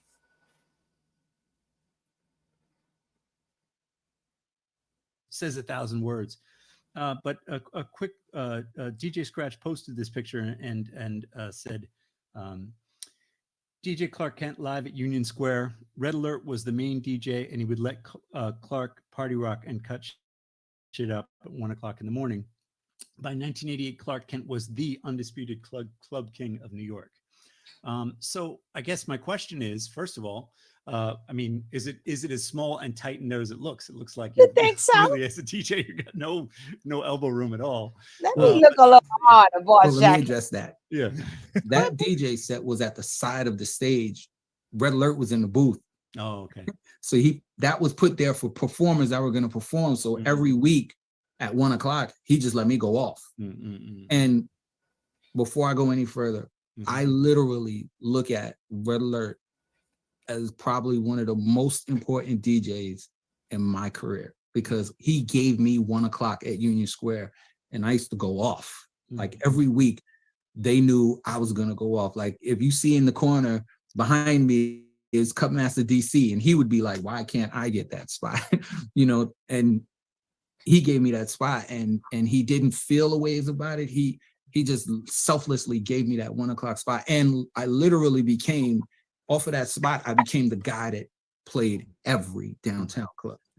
So, I love Red Alert, and there's nothing I wouldn't do for him. But it's based off of what he did right there. Like the radio too, right? Because there's also the radio that on the Goes Berserk show. There's a lot of nights that he was, that featured you, right? No, actually, I never played on his show because I was on Marley Marl's show against him. Gotcha. All right. Well, okay. Well, there's another question. There's so many questions. Yeah, but so that space was tight, and every week I went off, and like I'm very honored when another DJ speaks of me in that light. But me and Scratch grew up together, like he's literally from my block. We lived on the same block. We used to DJ at my house since we were children. You know what I'm saying? I mean, children, 11 and 12. Like he's a year behind me. Like he learned DJing right next to me. Right.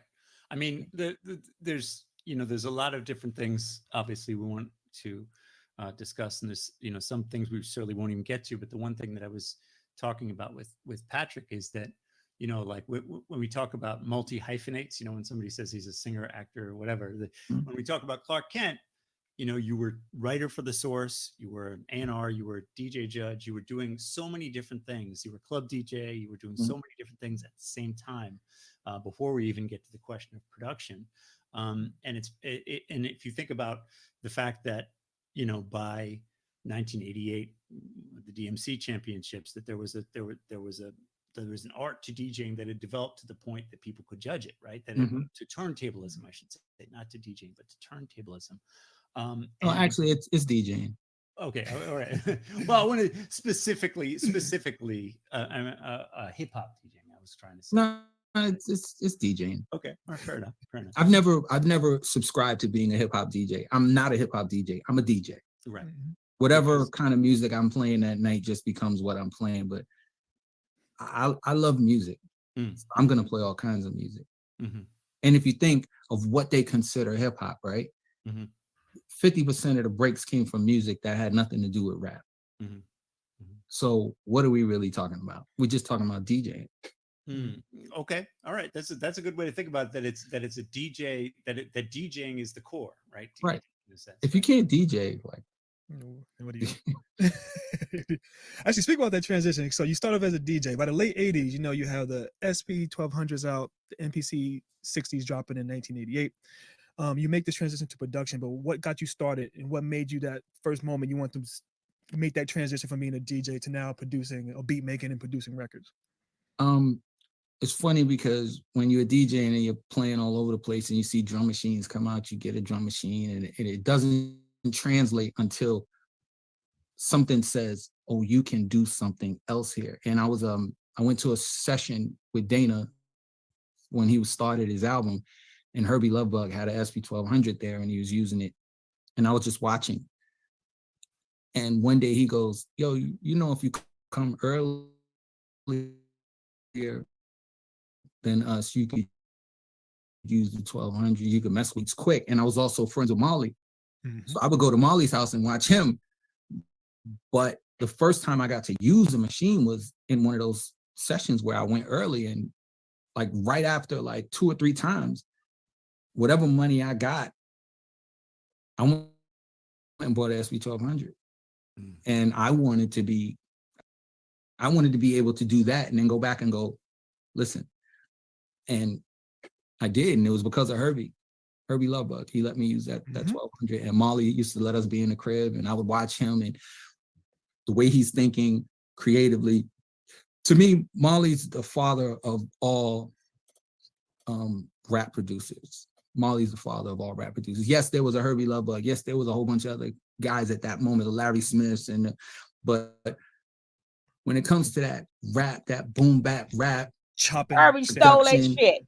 Molly Ma is the father. No, you're not. He stole it. I'm just a child. He just put a spin on it. But I would say I'm a child of Molly Ma and Herbie Lovebug, because Herbie, I watched him, and that's how I learned, by seeing what he did. And then he's the reason I bought a drum machine, because now, again, Herbie Lovebug would be from Queens, which again, they don't want to give Queens their props, right? Queens had a history before the Juice Crew, right? They had a history. The history don't start with what is my man name? Kool G Rap or Nas or even Shin, right? They got a history that starts before then. Even though they keep Salt and Pepper on the map, but Herbie Lovebug has a lot of contributions. Again, Brooklyn and Queens. What? Our DJs are important till today. We need them. You can always find a gig with that talent. Exactly. What is a party without a DJ? Even though they don't DJ the same, it's more techno. I mean, not techno, but it's more of in the computer. They're not, because it was, they got tired of lagging them records. You had to lag them records. Now you can program the records into the computer, and then now they got the turntables and the stuff that just scratches. You don't have to put the records on there no more. But what you gonna do? Matter of fact, we all are DJ in our own right. Right? We are all DJs in our own right, because we played our own shit in our own house. That's a DJ.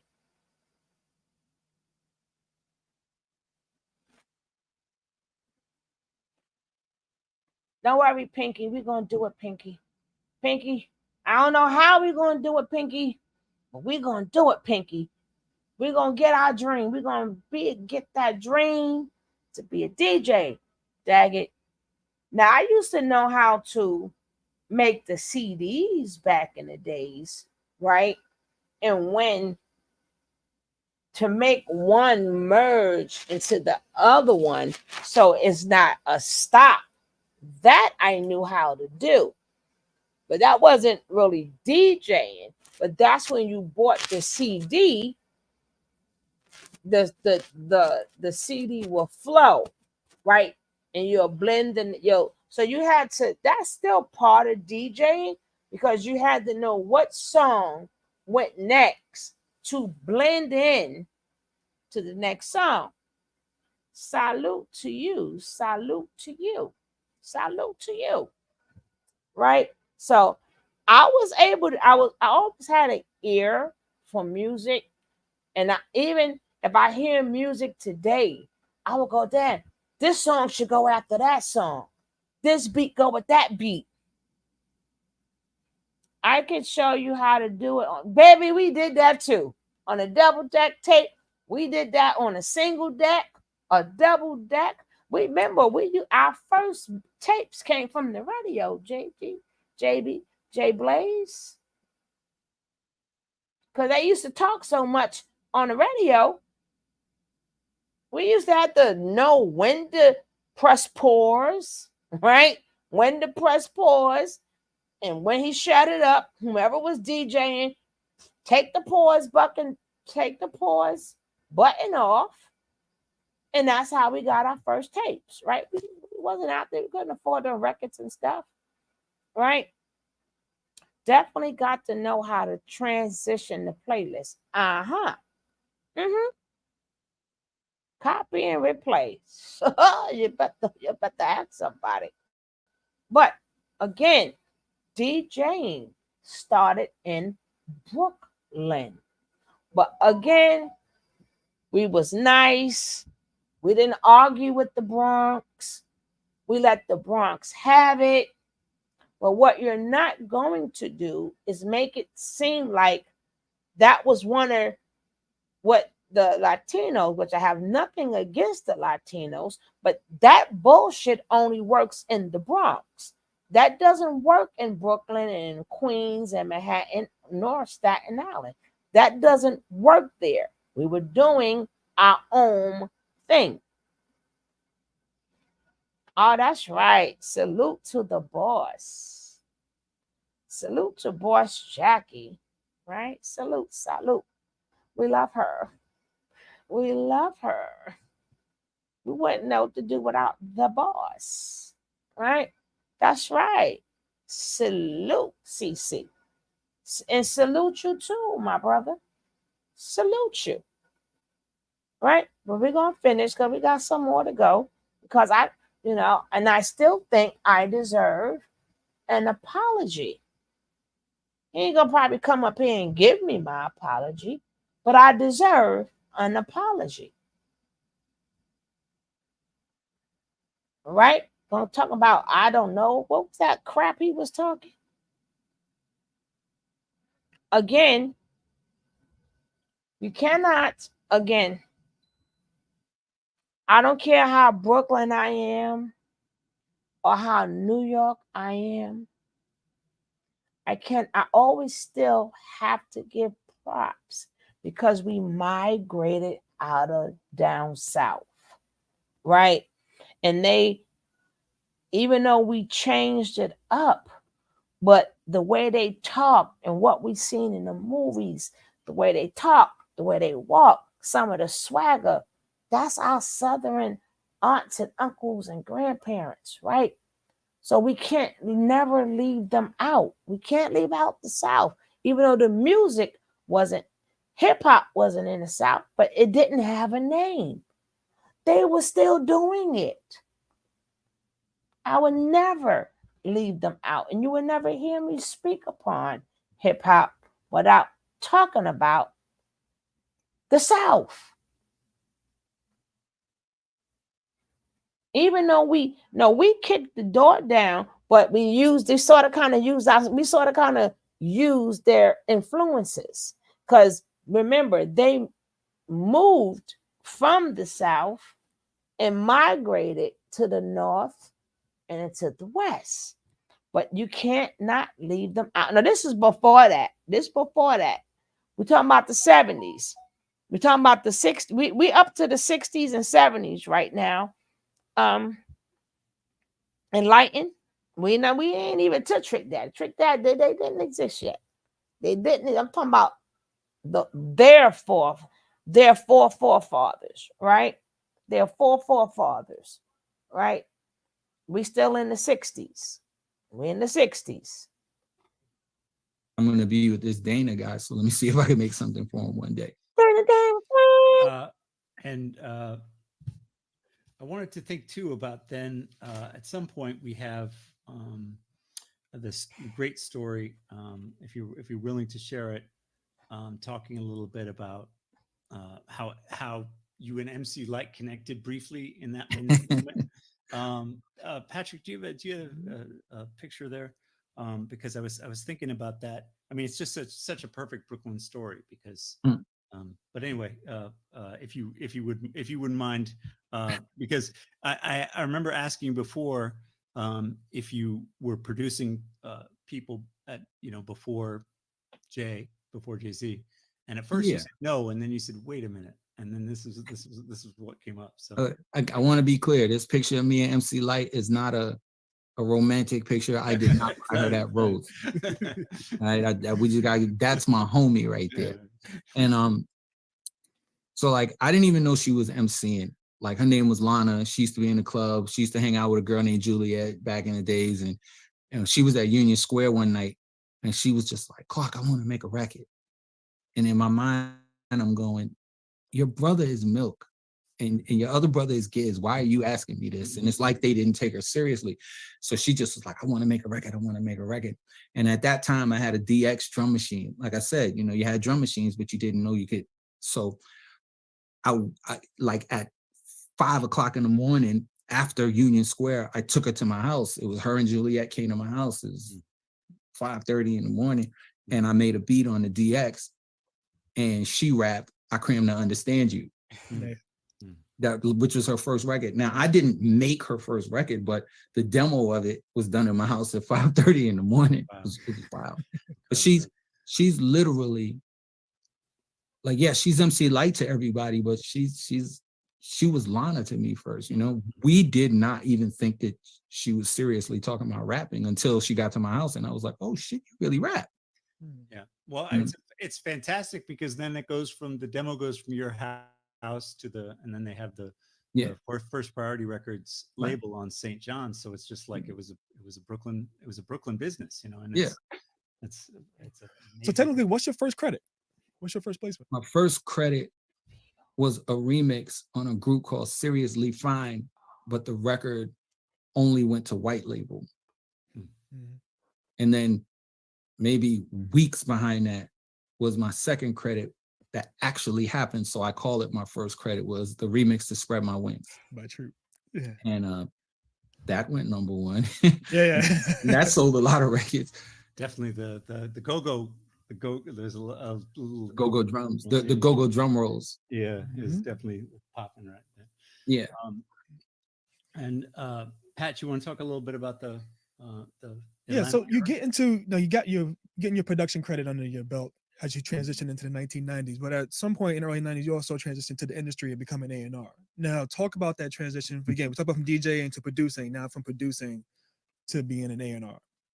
Well, that first real credit on Spread My Wings was on Atlantic Records where Merlin Bob worked, and I was already friends with Merlin Bob.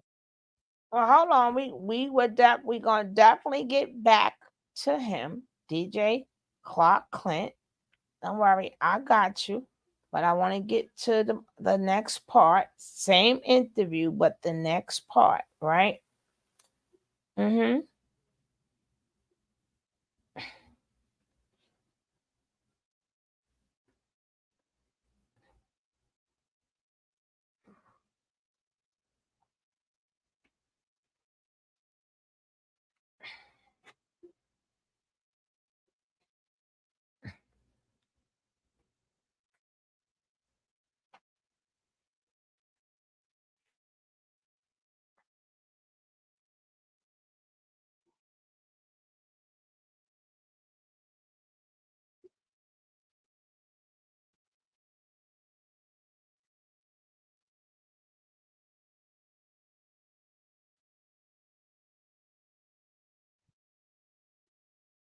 Now again, I know Daddy-O, right?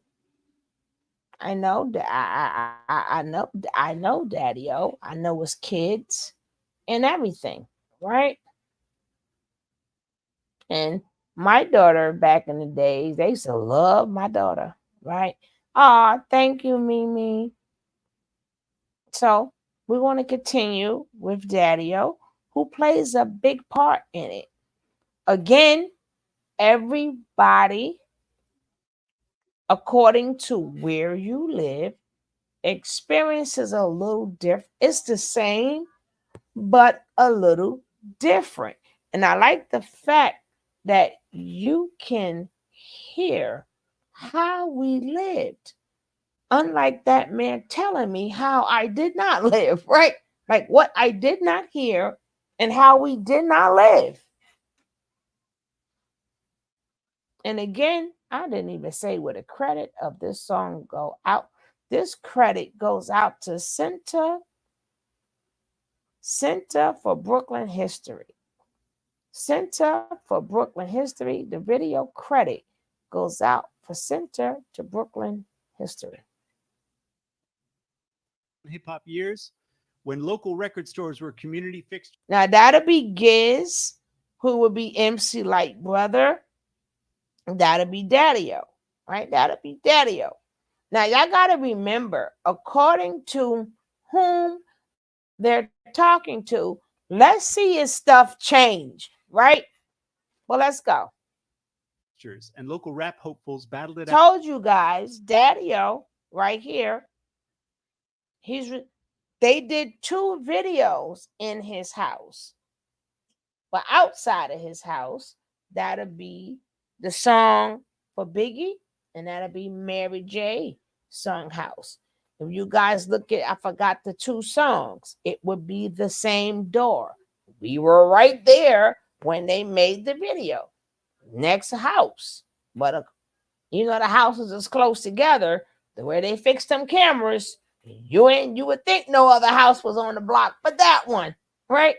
But that's the magic of cameras, right?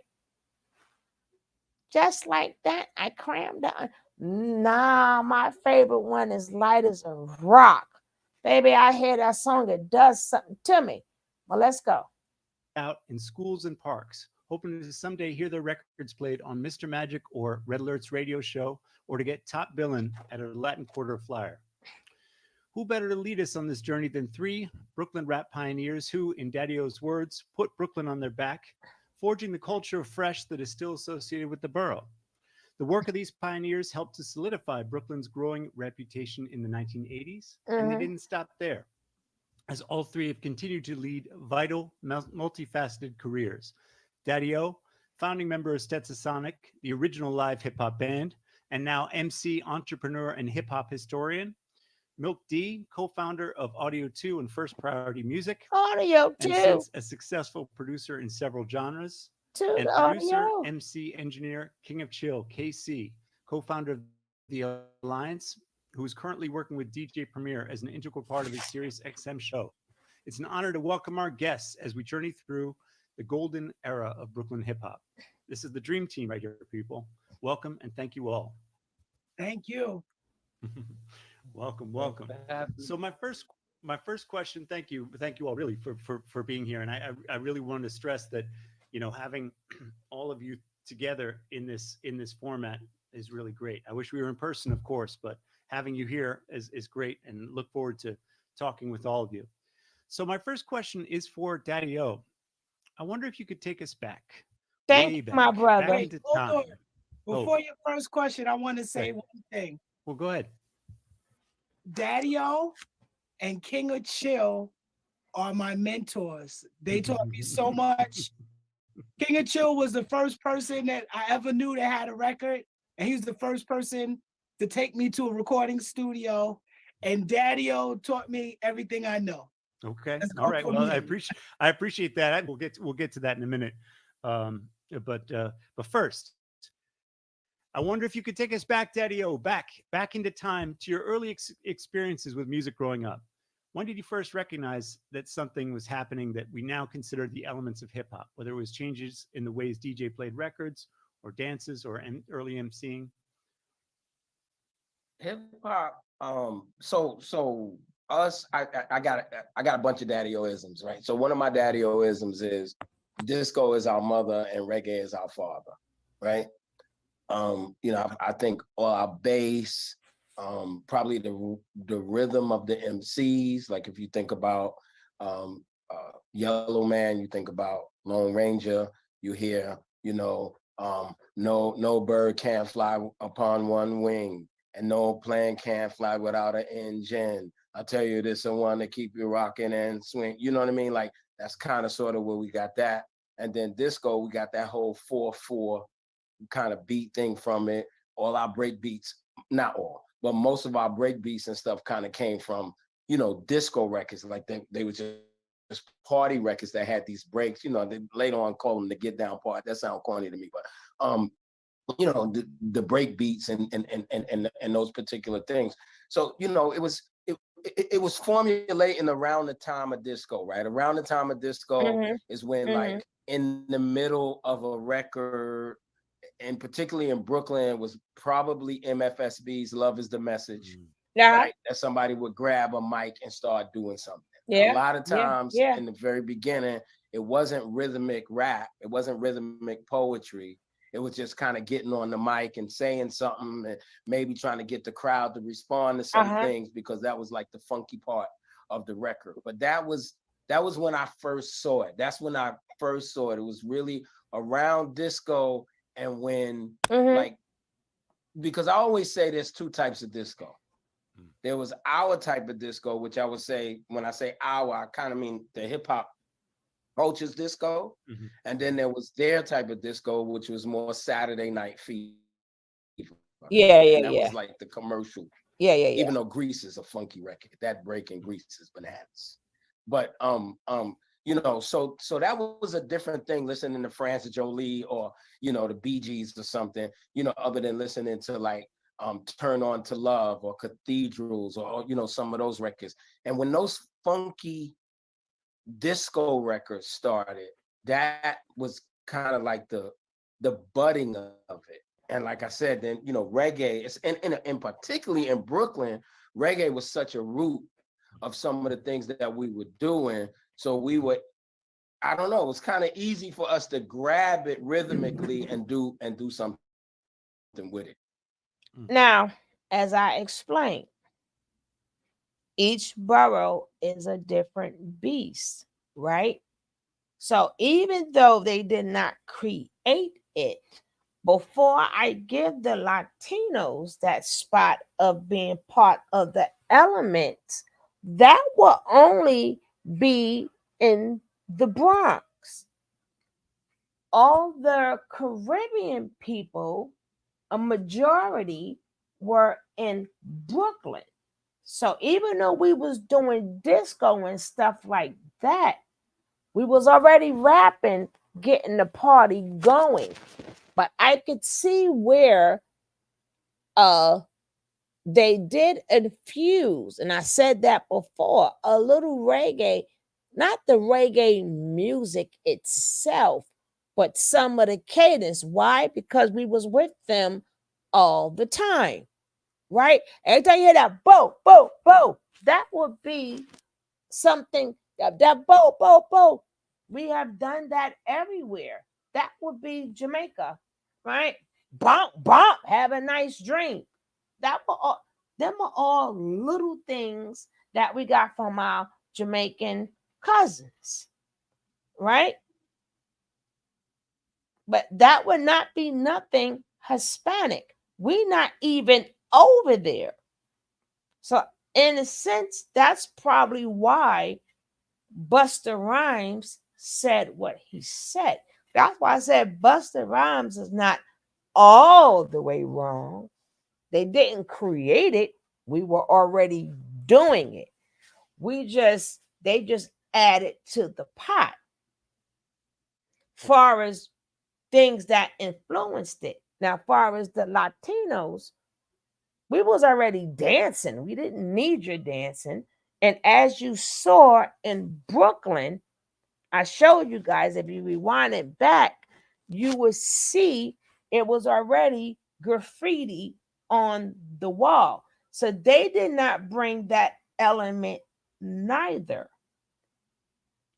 We didn't need your dancing. We were already dancing. Our forefathers from the South was already doing that type of dance. So we all seen that from watching movies, you know, from our parents and grandparents when they was showing us how they was moving. So that type of dance was there, even down to Soldier. I don't know what the hell Crazy Legs is talking about. But even if you were doing it in the Bronx, we wasn't doing what you were doing. And as you see, every park or something had entertainment. So are you mean to tell me that it wasn't rough talk? They didn't do the dozens while they was rapping? You trying to tell me it was all love when I'm telling you it was all in the streets before it got a name, before it became hip hop, and before it hit the wax or the radio. It already had a culture. And Slick talking, and at that point, which he wouldn't understand, is when you were going at it with another block, blocks already had beef, right? And certain areas had beef. And if you will put that, they put that in a song too back then. It wasn't so like how we write it today, like how what's the word? It was a little bit slower or whatever. Damn, this dog be farting. My goodness gracious. I gotta do something with, I gotta give Carter a laxative or something. I gotta stick some roses down his farts be stinking. But evil, so that type of talk was in the music. I want that ninja better come give me my apology. Yes, he do. Well, let's go. As a follow-up, what were some of the places you remember, and maybe even some of the DJs or early MCs that that had the best park jams or best parks in Brooklyn that you remember as a kid? So I'm from East New York, Brownsville. So there's all types of ongoing debates right now, even with the origin of hip hop. So I remember the Kick and Coffin, which is Scooter Love in them, and the what we call a hole, which is in the Langston Hughes projects in Brownsville, 77, 76. And we still give them the 77. Well, let's go.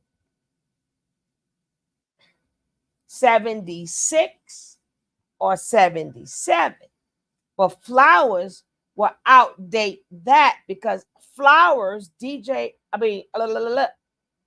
Grandmaster Flowers was playing in the 60s. credit for the coffin because they had a physical coffin that they put the turntables in with a mixer. Wow. Like nobody ever did a coffin before the Kick and Coffin. Like all DJ consoles comes from the Kick and Coffin. Not nobody in the Bronx was doing that. You can look at those pictures in the Bronx and you see 3 separate things sitting on the table. These guys put it in the coffin. So I remember the Kick and Coffin in the hole. I remember a couple of cats playing out of Cephalo. DJ Wise was in East New York Park. Watkins was out there and Pink Houses. Who else was around? There was another kid named Reggie D that used to play out of Now, I ain't gonna keep stopping y'all. I promise I'm not gonna keep stopping y'all. But as he names these names, these are the worst projects in Brooklyn, right? These are the worst projects in Brooklyn. You had to duck them down. You're gonna tell me no violence? No violence was in hip hop, but every damn project he named was nothing but violence up until today, right? Up until today in 2024, he didn't name not one good. All them projects in East New York were duck them down, duck them down. It wasn't no violence. F out of here.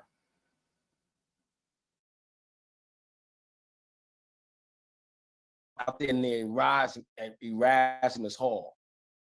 And Reggie was fired too. And again, like this is real early before cats really started rhyming. It was just more of the DJs and then cats just, picking up the mic, but not doing what Keith Cowboy, at least what Flash would tell me later on Keith Cowboy did, which was the rhyming stuff. But doing things on the mic. But most it was all parks. It was all parks. Even Stetsasonic, I mean, just a fun fact, even Stetsasonic, when we found Prince Paul because it was Brevoort Day, because it's a time in Brooklyn where, well, I don't know about now, but it was a time in Brooklyn where during the summer there was a block party everywhere. Hello.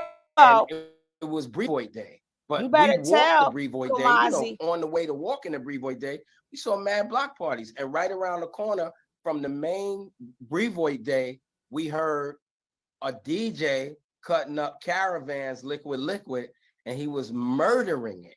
You and better we look tell around, this little Kamikaze. kid Paul on the turntables just doing it. 17 years old. We had to even ask his mother for permission for him to be in the group. Wow. Thank you. Milk. So y'all better go and tell Kamikaze, whatever his name is, you better tell Kamikaze. You better let him know each space had a different experience.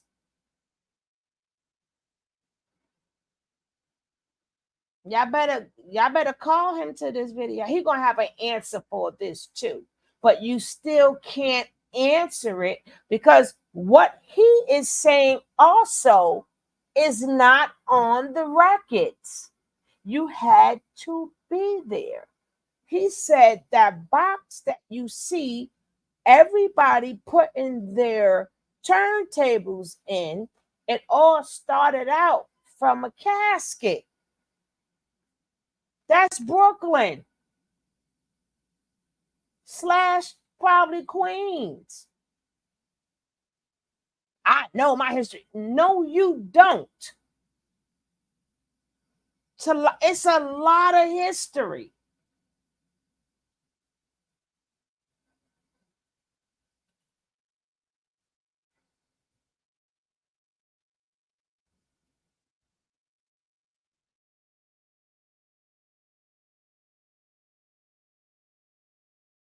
So, when we talk about this, we talk about this moment, in hip hop, a lot of times people describe it as before records, right? And we're not talking about really before records, but we're talking about before rap records. And then there's the rap record moment around 79 with Sugar Hill, or in 79 with Sugar Hill and with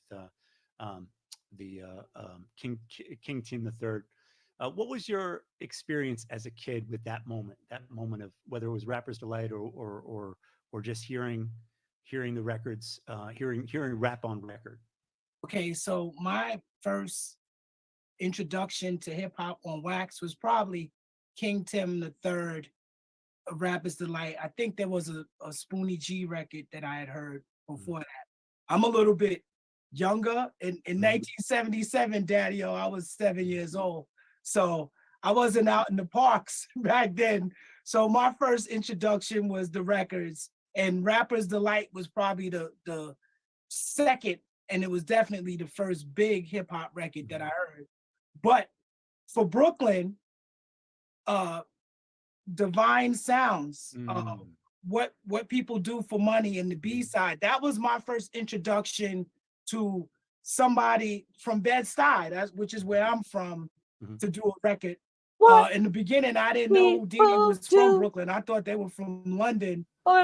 That what people do for money. Remember that? What people do. Yeah. Stop playing. Big Daddy Kane bought them out too at a concert. Stop playing with me. initially, and then eventually I realized they were from Brooklyn and the Fat Boys. So Wow. that was my introduction. Yeah, and then right around that time there was also the Cutmaster DC had Brooklyn's in the House, right?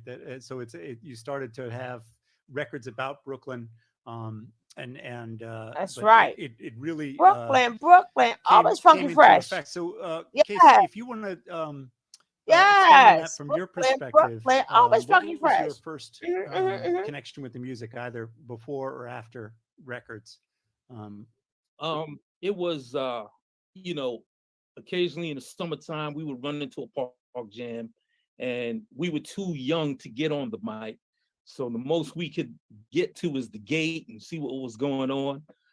But in terms of records, it was Rapper's Delight and King Tim III. And King Tim III was so popular, we would play it down to the fade out of the record, because at the very end, he does a third verse where he's just rapping on out to the fade, and we would turn the volume up to hear what he's saying on the fade. That's how hyped that record was, because he just had that flavor. It's like, oh wow, this is what I got to do to keep a party going. That's crazy. He's just saying whatever, and it's crazy. Right. And that was our introduction. So did you start? Do you think, Casey, that did you start rhyming, or at that point, or did you start b-boying, or what was your? Did it happen right away, or was it? I was in junior high. Okay, got you. I was in junior high at the time, and my first name was Kid Courageous, and I always kept the initials KC, and I would just write pages and pages of stories, because like the first records I bought was that Sugar Hill album. I bought the Spoonie G album, and I would just write story rhymes from that, just pages and pages of these long story rhymes, because I was trying to rhyme like Super Rhymes, who's also from Brooklyn. Super Rhymes, Jimmy Spicer, and I would just write these long stories, and that's kind of how it started. And you mentioned Cutmaster DC. He was the one that actually showed me how to use MIDI. Okay. And MIDI for you younger folks is the way music machines would speak to each other. This is before USB and computers, and that's how drum machines would speak to synthesizers, and synthesizers would speak to other drum machines. And so how did you connect? How did you connect with Cutmaster DC? It was all a Brooklyn thing. He knew somebody on the block. He knew a DJ down the block, and it was like, oh wow, you know Cutmaster DC, and these are all slightly older guys, and come to find Cutmaster DC, and these are people before Kool Herc, right? We was already getting our thing in before. We didn't know who the hell was Kool Herc. We didn't know. We had our own set of parties, but we gave it to him, right? We didn't care. We all enjoying it. We don't care. Do you, Bronx? Whatever you say, Bronx. But we know that's not how it exactly happened, right? And then you will have the rest of the world focus on the Bronx like we did not exist, right? Like we wasn't doing our own thing. We didn't have, like when he mentioned, even though he's saying parks, he's talking about the projects, right? When he said Brevoort, that's a project. All these are projects. These are not city parks. This is when you lived in the project and you bought the speakers downstairs. But they called it the park, but it wasn't the park. It was just a housing development, right? That's housing. And this is what we did. But everybody keeps saying, oh, the Bronx. My ass.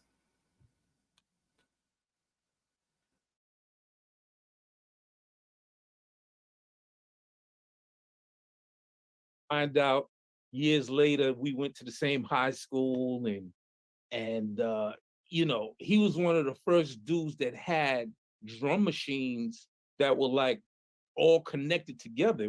He had maybe 7, no lie, 7 drum machines connected together, and I didn't know how or why it would connect. He was like, yeah, this is a MIDI chord and blah blah blah. Da, da, da.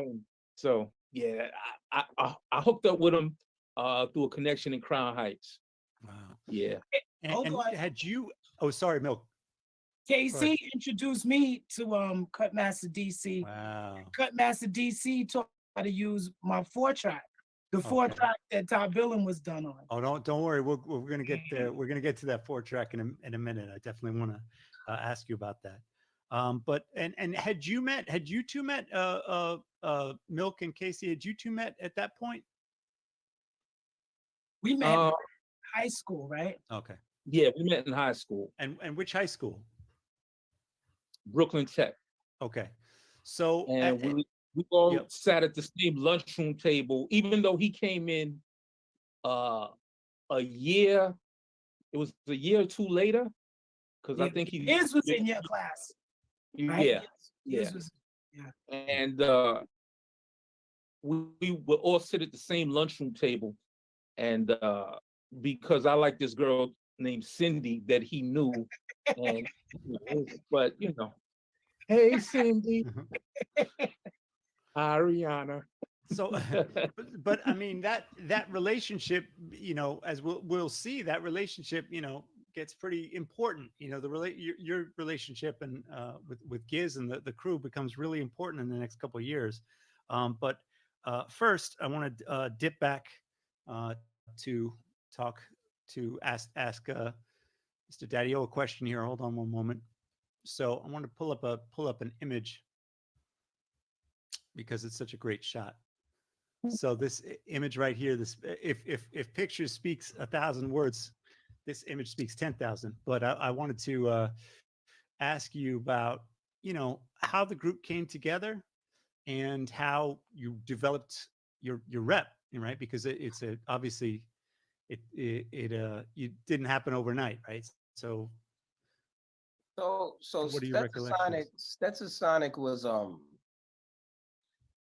Delight and I were together first. I got introduced to hip hop. There's a Brooklyn legend, knockout legend. His name is Eric Tweedy. Anybody my age and older, they know Eric Tweedy. So a dude's about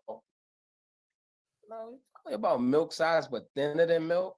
But he used to knock out big dudes, 6'4", 6'7", like you know what I mean? Because he was nice, and that, you know, with that 52 blocks, catching people fists, kissing it, knocking them out. You know what I mean? Eric Tweedy, right?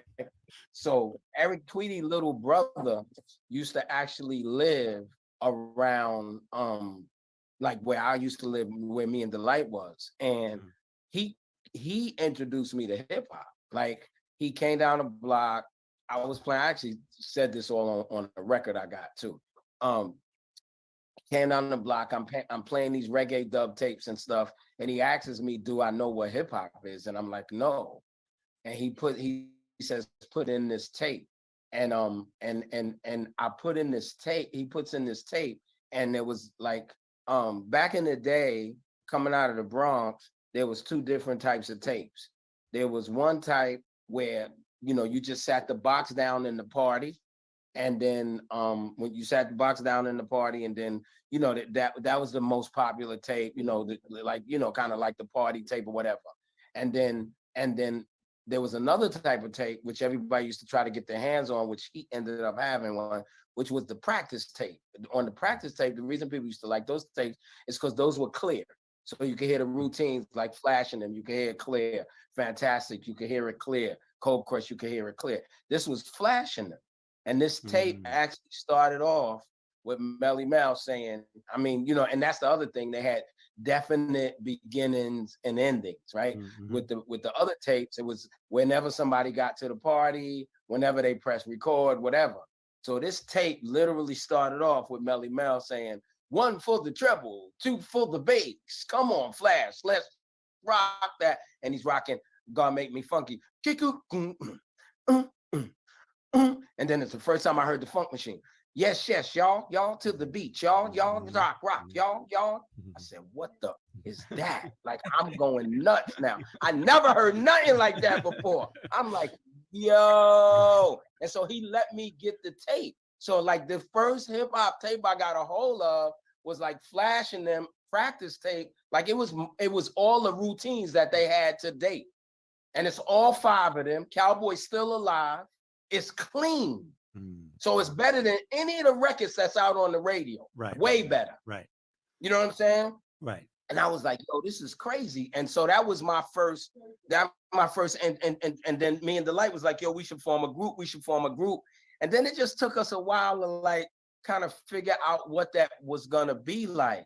What ended up happening was I knew I wanted to do something, and there was these cats on my block, and they used to hustle.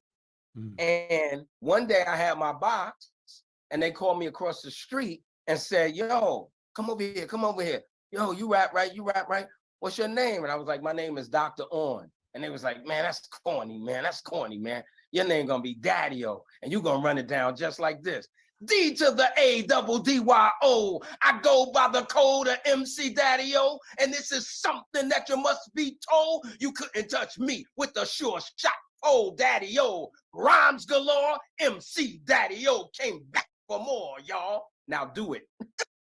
And I had to do it. Like, and that's the gangster rock. Like, I stopped rhyming like them dudes in the Bronx. I stopped sounding like them. And the other thing that and then they told me what their history was. Even though they was on the corner, even though they had changed their name, but they had gotten into this other little religious thing, they when they was rhyming, their names was the Stetson Brothers, and they was from Long Island. And they was like, yo, who's your favorite group? And I was like, flashing them. It was like, oh man, the Stetson Brothers smash flashing them. I was like, nobody ever beat flashing them. So I'm telling you, I'm gonna find the tape. And I swear I lost that tape in storage. I wish I never did. They brought me the tape. The original Stetson Brothers handed Melly Mel and them their ass. You hear what I'm trying to tell you? It was crazy because the way we were taught the rhyme was to the beat mad slow. Right? So it's, and I mean, we could, I know we're gonna get into top billing, but that speed, I always been on that type of time. Everybody else was on some real fast. We wasn't on that. So that's how I used to win block parties. The New York City Bad Boys, God bless the dead, my man T-Funk. I used to blow T-Funk in them out because most people don't know Barry White records. Most Barry White records, the 45s are instrumental on the B-side.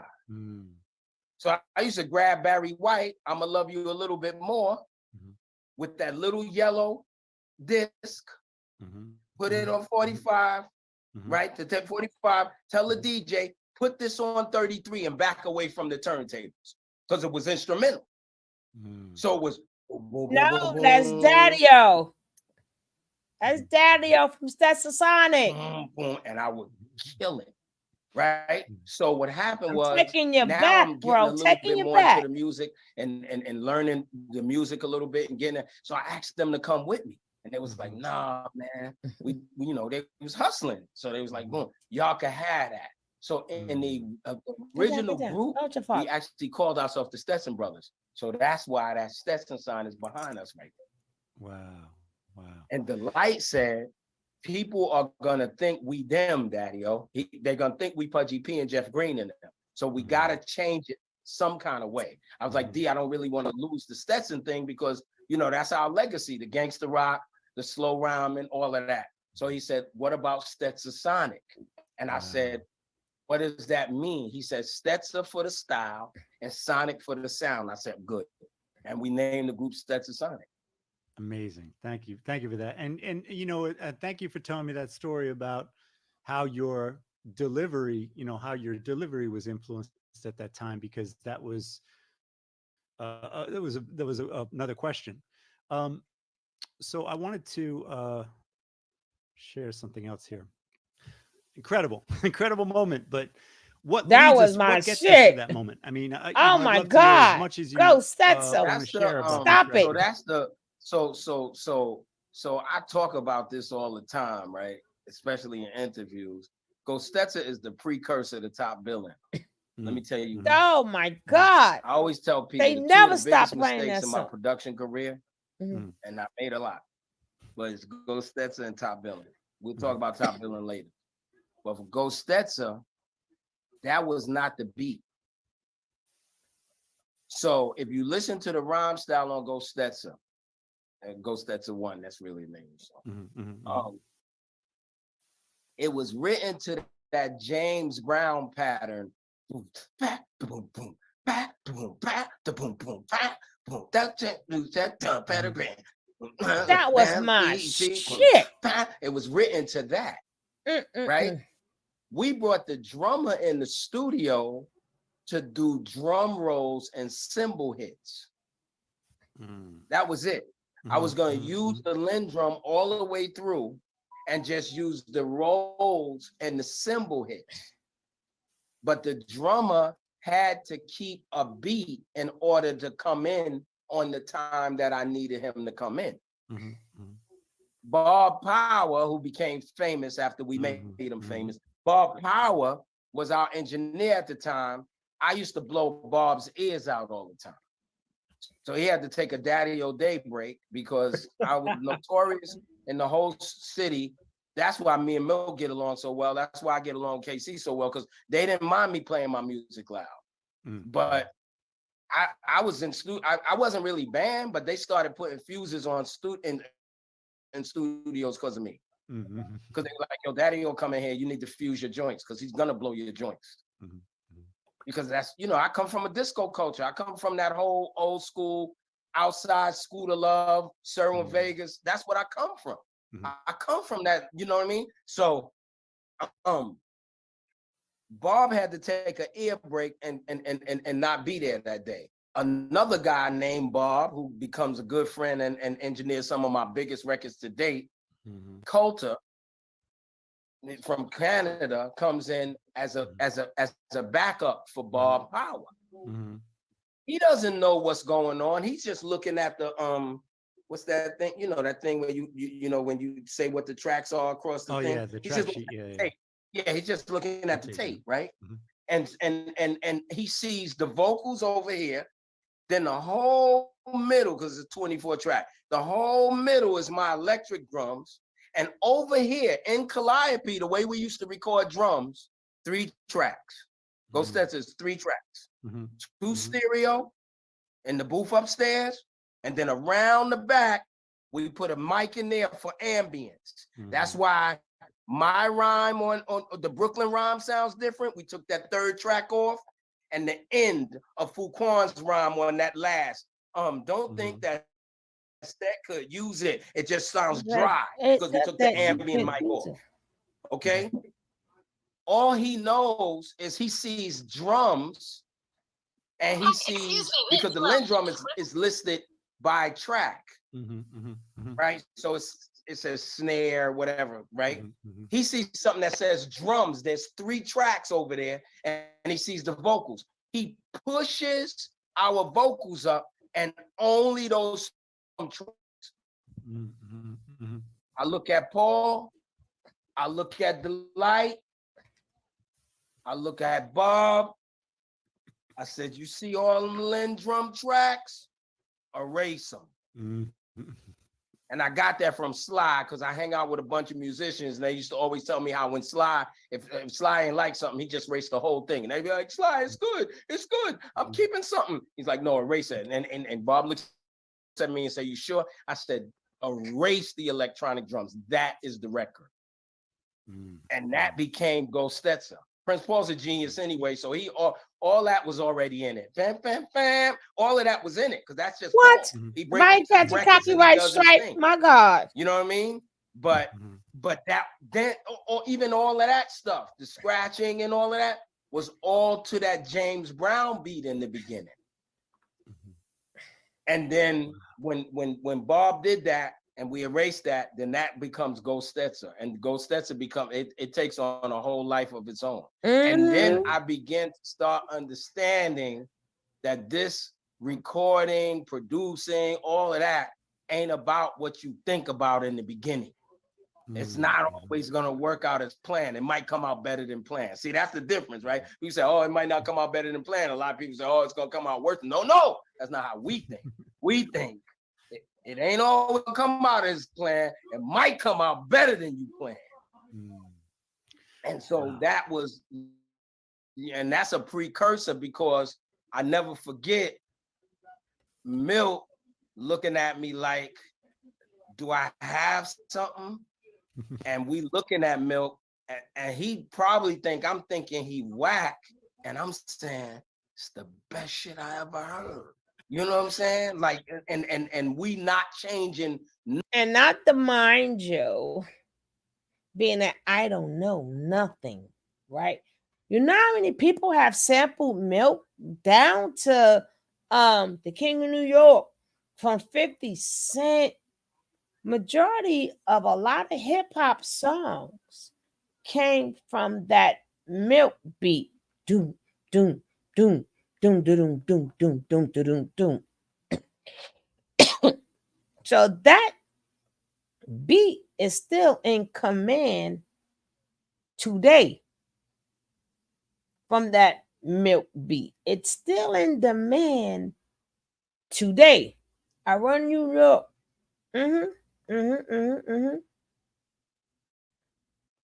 Nothing. Like we not even touching nothing.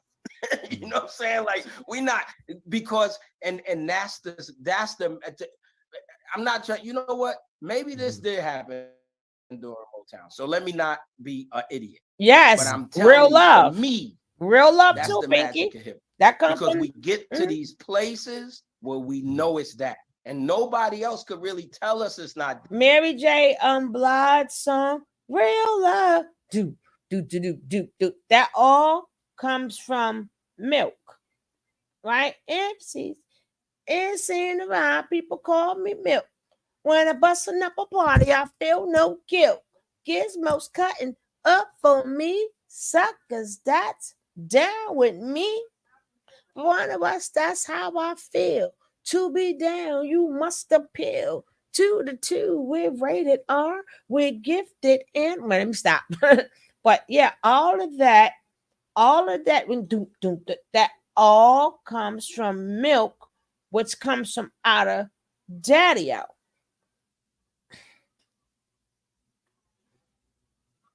Y'all gonna stop playing with Brooklyn like that. But let me tell you, Mimi, you was here yesterday. You a man, right? You a man. As of yet, did I say anything wrong? Pinky wasn't here yesterday. She don't even know why I'm doing this video, right? But this is also to preserve our history. It ain't even about Homeboy, really. This is about preserving our history. Because if the other boroughs do not, hey, dag it. Oh, you wasn't here? That's okay. No, I'm talking about from yesterday. It was a big old rob. We went from talking about something totally different.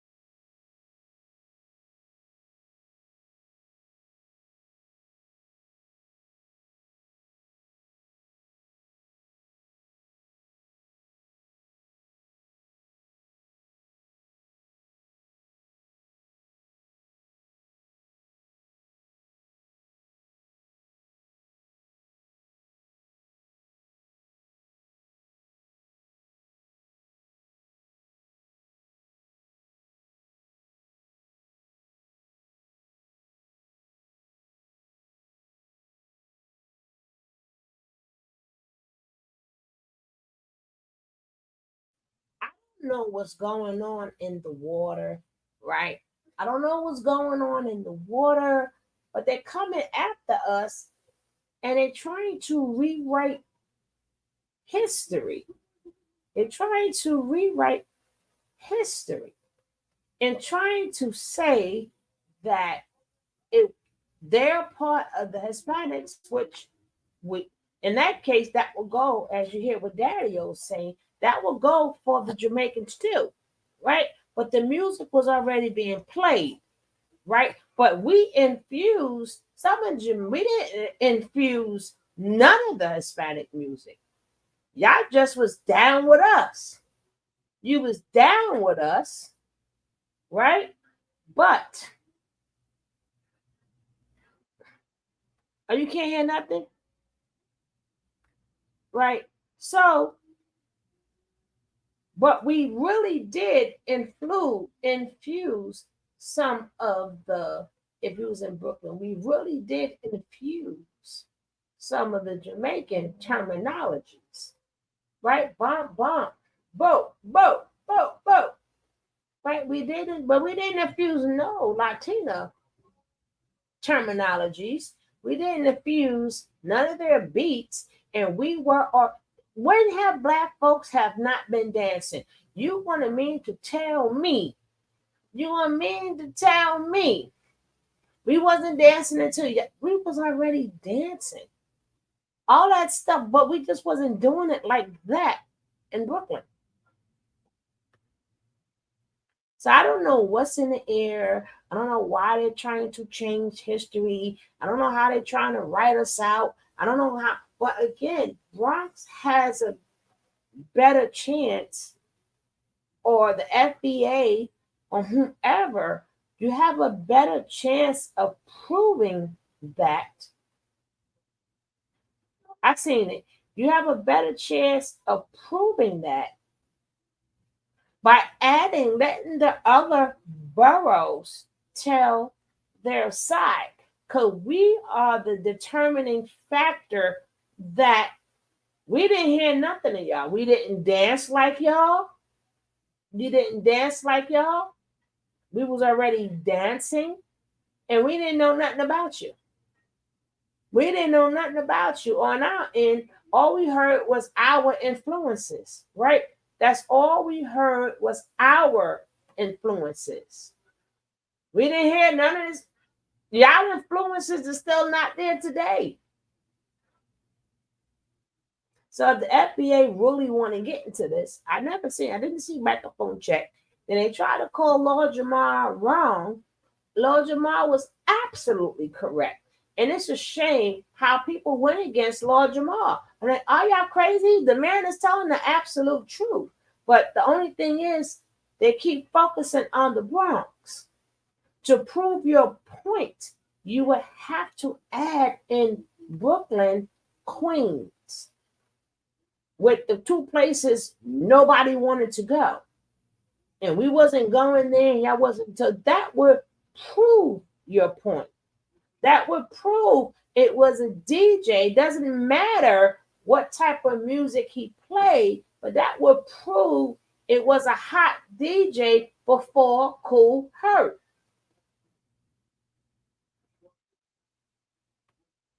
I'm just saying.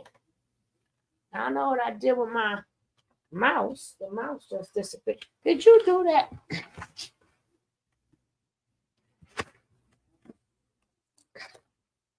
We almost finished, guys. Don't worry about it.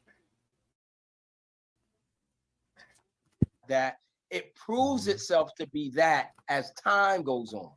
You know, as time goes on. That's the thing. These records are, they're not made to some cookie cutter structure, right? They're made as they should be made. So Milk, I wanted to show you an image. Oh. I know this is an old friend.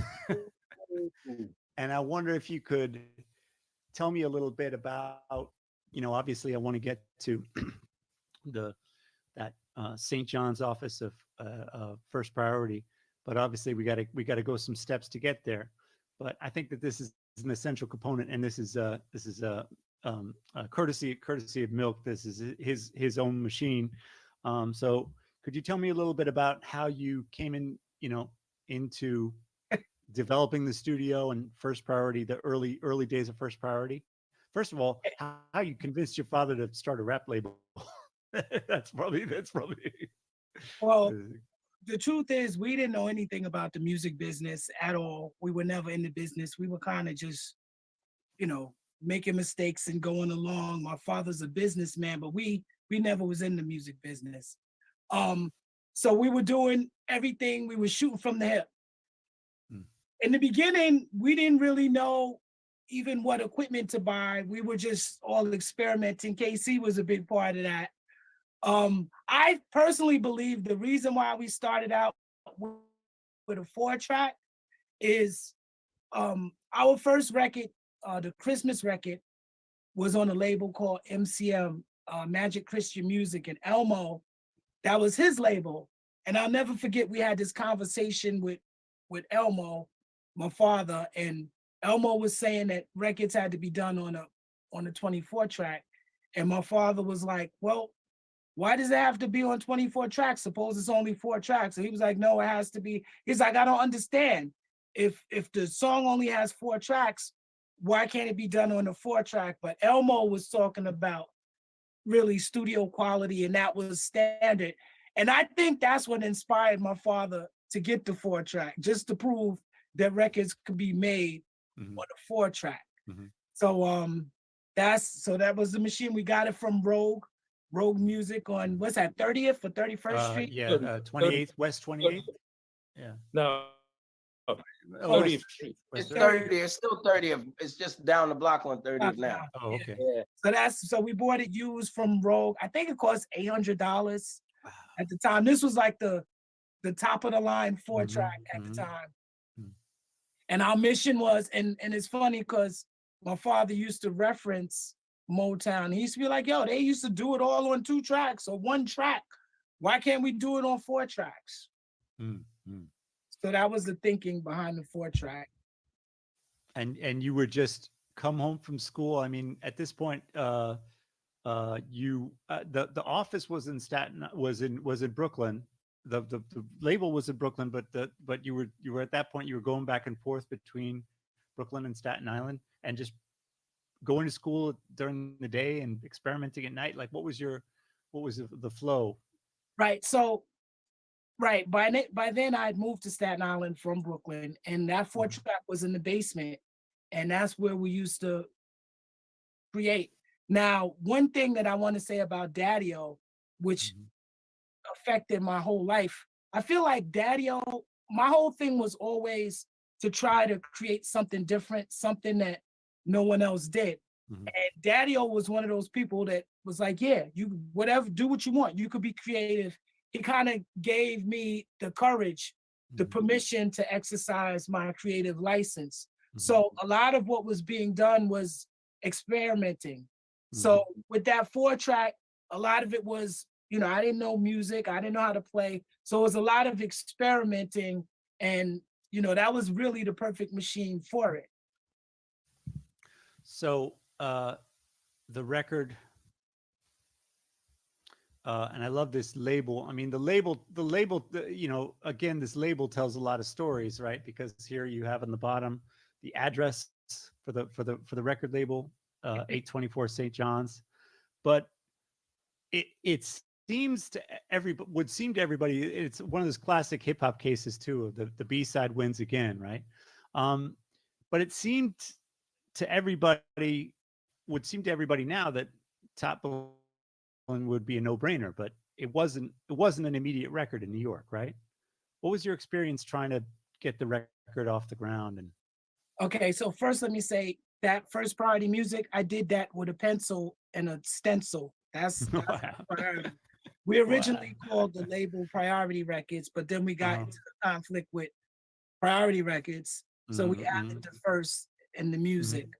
The reason why Top Billing is on the record is because of Daddy-O. Like he said, when I let him hear it, he was like, yo, this is the one right here. This is it. I'm like, yeah. He was like, yeah, but it's just the beat. He's like, no, this is the one. And we had faith in what he felt. So that's why it's there on the record. Now, what a lot of people don't know is that when we I didn't get released kicked Top out. Gun, we had a lot of resistance. The DJs wouldn't play it. You know, we were sending it out for a long time. It took us a year to break this song. But once it broke, which really, I would say once Marley played it, it really broke. But some college DJs was started playing it like a year later. And then when Marley played it, it broke. But if I could tell you how many times DJs told me that the song was whack, I sounded like a girl. You know, we released Top Billing and I Cram to Understand You at the same time. So it was, you know, she sounds, White sounds like a boy, he sounds like a girl. It's just a beat, you know. So I guess that's another indication that you can't really listen to what people say. When I let my mother hear it the first time, she said it sounded terrible. She said, "Why does it sound like that?" So yeah, so it wasn't an instant, you know, it didn't take off instantly. It really took a long time to break it. And I personally believe that that's the reason why it had so much impact, because we pushed it so hard for so long. And real quick, let me chime in here. Please, please. That right there is a nod to what we called or used to call the underground. See, the underground represented a set of values and ethics of what we were looking for musically. So when you created a certain type of sound, we did it for the underground. The radio, we never thought we'd be on radio, so we didn't care about radio. We created music for us, the block, our friends, and that's what it was. That's what Top Billing was. So the underground Again, like I said, certain music was created just for the block and its friends. Just because it did not make the airway, or just because you see somebody who made it on the airways, that doesn't mean he didn't get it from the streets. The streets, or that doesn't mean he didn't get it from somebody else. Maybe at that time, people were not choosing hip hop as a living because you did not know it was going to be $1 trillion business. At that point, hit and miss, you know, I think like hip hop back then was something like basketball, something like sports, right? But at least with sports, you knew your body was going to break up. You knew you had a good 10 to 15 years. Hip hop, we had no idea. It was new. We had no idea. And people were not leaving their, like, let's say you had a city job or something. People were not leaving their jobs for hip hop because their regular jobs was it was their stability, right? If this happened, it happened. If it don't, it don't. I'm not leaving my day job. But a lot of the songs, again, it was out there because you made it for the block, you made it for your homies, right? Just so happened, if it caught on, it caught on. Or the person who was not leaving their jobs bit your style. So them are a lot of people that we hear today. That may not have been their style. That was probably how they was talking and rapping on the block. But it was a whole different lingo out in the streets that, again, you did not know if you was going to record it or not, far as for the industry to hear. A lot of times we got the tapes and stuff. We were able to hear it, and some of the tapes did not travel all the way around. It didn't travel. Some stayed right there, right? Some, if it was on a radio station or something, Some of them, you might still find some of them old hip hop songs, but depending on even singing and R&B and everything else, just because you had a voice, that doesn't mean you made it. Some people who got beautiful voices just did not want to go into the music business. But that doesn't take away some of the vocals and the chords. That doesn't take away. Maybe somebody took some stuff from that.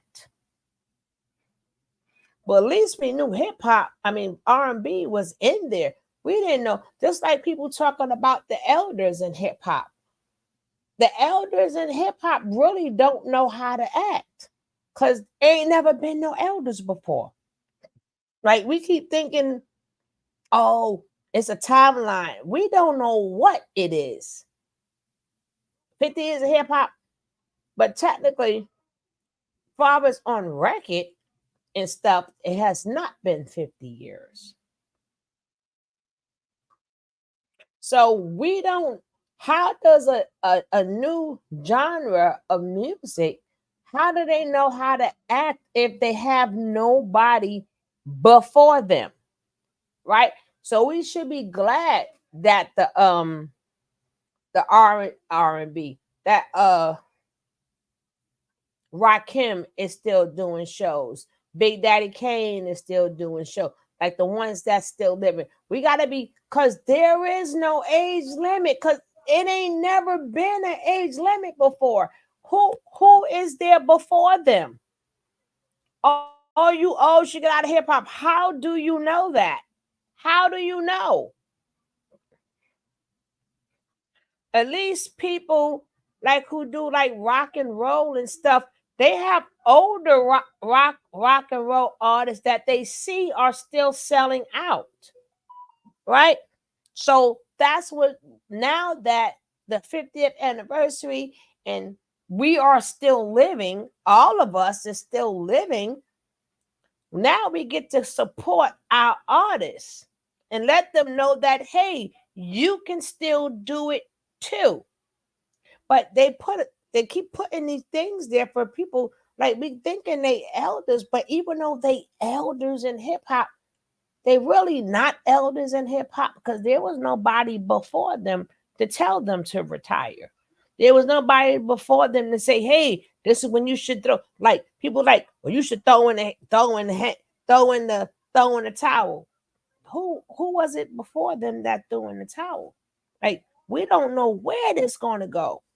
We don't know. There is no stop button. I think you don't tell R&B people that. They sing until they cannot sing no more. Didn't they have 3 artists?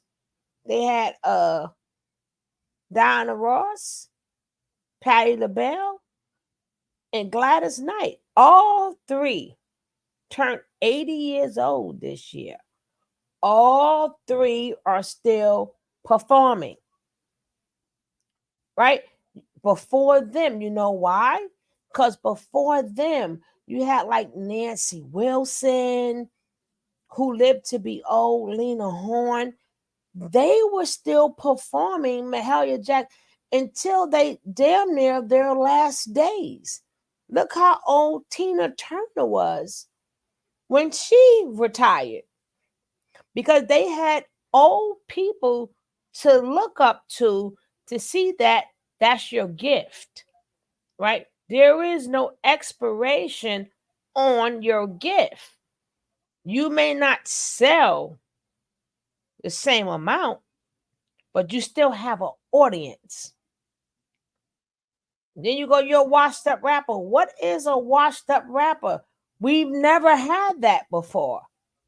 How do you that's like the minute you start labeling people as washed up, you just cut your time down. You should be glad the elders, remember, they don't have no elders. They are the first to do it. Right? They are the first to do it. So you should want them to perform long as they can because you are now going to take their place. And you will also know that there is an audience that is going to follow you. New Edition been in the business over 40 years. They still have in E for life. I'm an in E for lifer. Yes, I am a New Edition for lifer. Yes, I am. Yes, I am. Because they sing the Temptations. It's down to they kids and grandkids are now taking their place, right? Their kids and grandkids are taking their place. Their music is still living. We haven't had that opportunity in hip hop yet. So anybody that's really from the old school, anybody who like from the early 80s, you should be bigging them up because once they really retire, at least you know, hey, they still got an audience. So I'm going to still keep an audience too. Because I got people that was before me that showed me. But the more you disrespect them and you make them not want to come out, the generation after you is going to make you not want to come out. The music not supposed to stop. Big Daddy Kane and all of that and LL and stuff, these the first to do it. They didn't have nobody before them. They say, hey, this one you need to stop, right? Now, should your music change? Yes. Should your message change? Yes. Should the way you wear clothes? Yes. You are now all the way grown. But that your gift is still your gift. If you go rock a party, you still rock a party.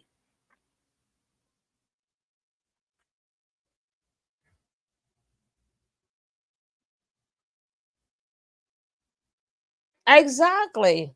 Mm-hmm. Exactly. As they should. Like hip hop is crazy. Like it's their like any other genre, it's their gift. They had nobody before them. So how do you know when it's supposed to end? You're supposed to test and see if you still have an audience. They still have an audience. Rock the Bell sold out. The Picnic tour with them sold out. These older artists been selling out. Why? Because we are still living. Thank God. Thank God we still living. Long as we are still living, they have an audience because we're going to go watch them.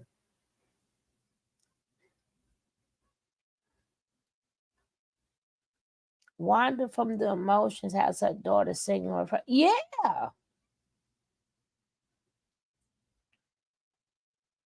Like you want them to roll over. Like, no. There is nobody before them that rolled over. At least we could say, you know what? When we look at look at them. They 55, 56 years old. Right? Some 56, 57. Hip hop technically kept them young. Right? Hip hop has done to our era what it has not done to other genres, right? Because to rock that microphone, you still got to jump, you still got to go pace. That's a lot of work, but it keeps them young. It keeps them young to still rock that microphone,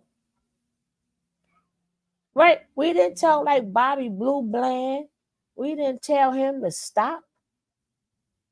We didn't tell none of the blues artists to stop. Mr. Man, we didn't tell what's the one who played that guitar? We didn't tell him to stop. So why would we do that to hip hop?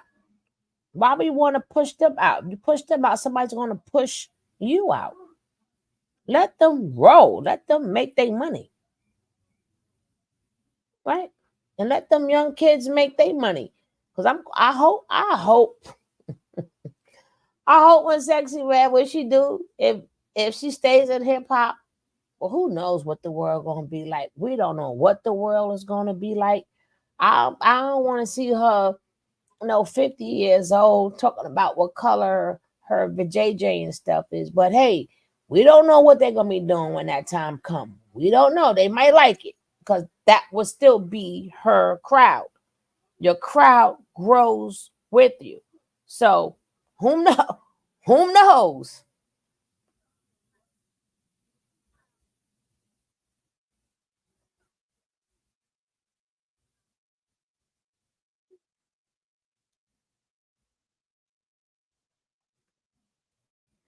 Understood it. And so that year, it took us a whole year to explain to the rest of the world, it's like, yo, this is kind of a hot record. And slowly but surely, they understood and was like, wow, it's the most minimalist record we've ever heard. But it's dope. And it took us a year to get that across. And you got to remember, at that time, right, most of the hip hop was more instrumentation, like Daddy said, a lot of loops, and you had the Melly Mel's with the deep voices and all of that. So this wasn't anything like that. It was different. Great. And what has to be one of the most sampled records of all time at this point? I mean, I don't even know. We lost count.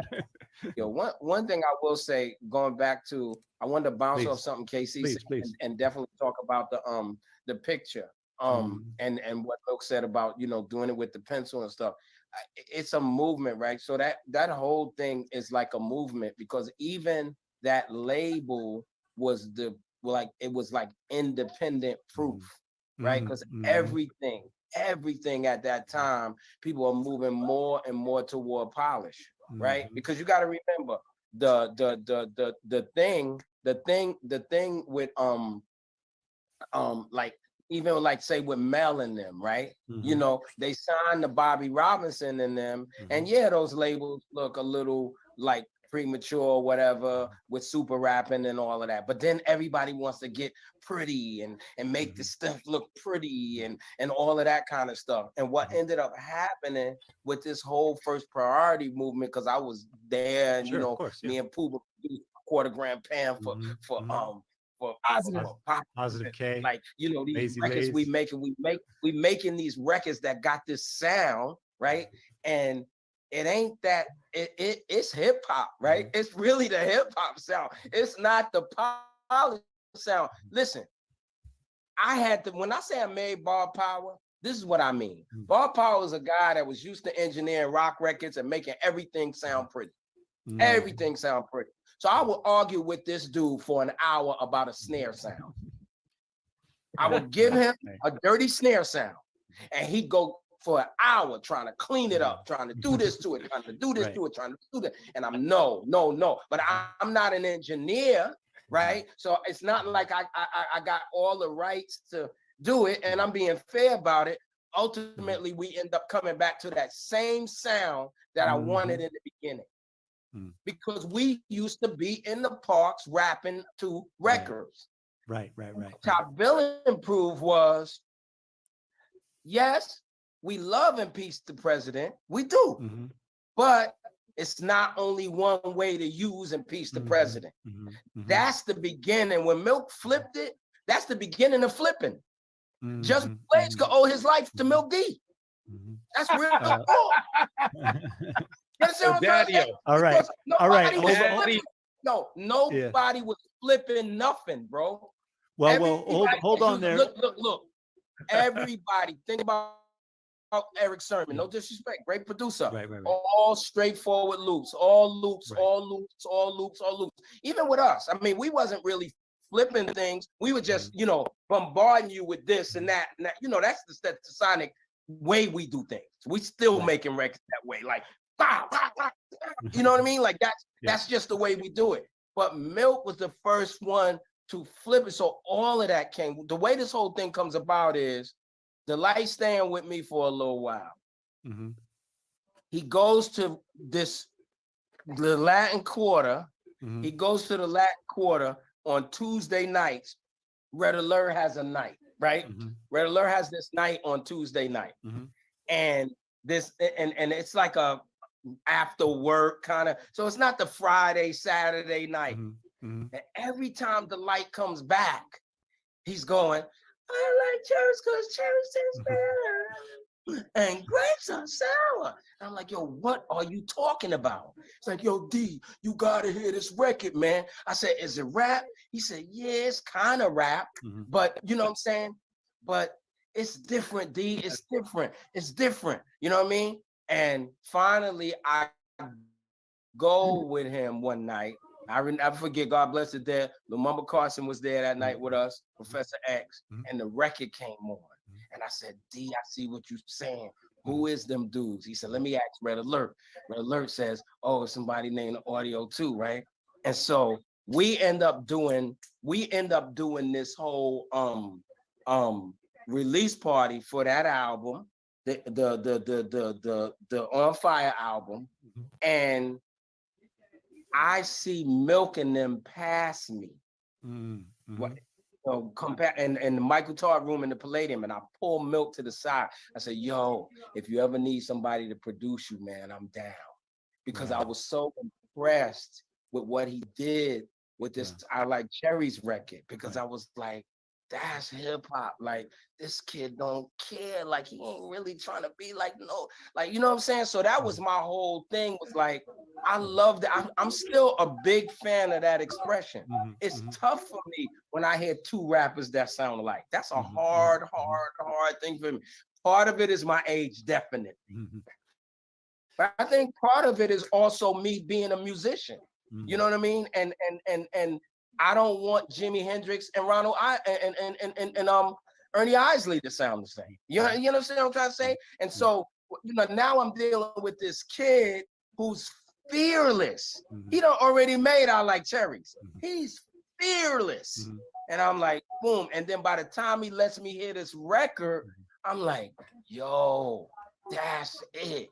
Because that's what's gonna, and I know it took them, you know, it took a while and all that, but man, that's what's gonna show people that, I mean, no disrespect, Milk D could probably say he Eazy-E father. He probably could. No disrespect to Eazy. That was my man, Eric. You understand what I'm trying to say? But he proved, because prior to him, the only other person that had a little bit of 10 in their voice was Kid Creole from the Fantastic Five. Okay. And still, Kid Creole was still a little different than Milk. Milk was full on with it. You know what I'm saying? Creole was a little different because he had to fit with the five. So that's a little different. You next to Raheem, you next to Cowboy, you next to Mel, you next to Ness. That's a little different. You intertwine it. Being a solo MC, think about this. And I'll shut up because I talk too long. Being a solo MC at the time that Milk D put out a Top Billing was not an easy task, because groups, we still was ruling. They was coming. The solo guys was coming, but they wasn't there yet. They wasn't standing on those Jay-Z, Biggie plateaus. Right. You understand what I'm trying to say? So he's already facing that. And you know, I look at it, I'm not trying to be blasphemous, but I know what I'm talking about because I go back this long.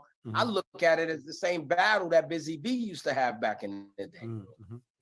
You know, people think it was easy for Busy. It wasn't, because everybody was a group and Busy had to get on stage by herself.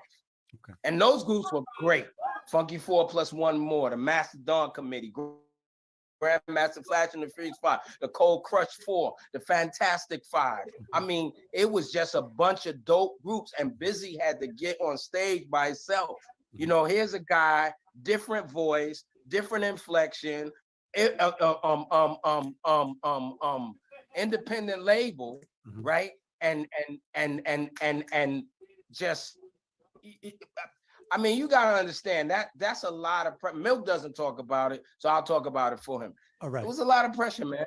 It was a lot of pressure, bro. A lot. Thank you. I appreciate. Can I jump in real quick? Yeah, go ahead, Milk. But I want to make sure we don't run out of time. But please go ahead. All right. Well, thanks, Daddy. It was a lot of pressure, but he said fearless. I thought I was fearless, but I wasn't really fearless.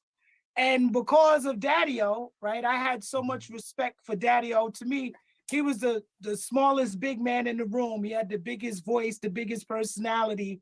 And for him to co-sign what I was doing made me fearless. Appreciate you.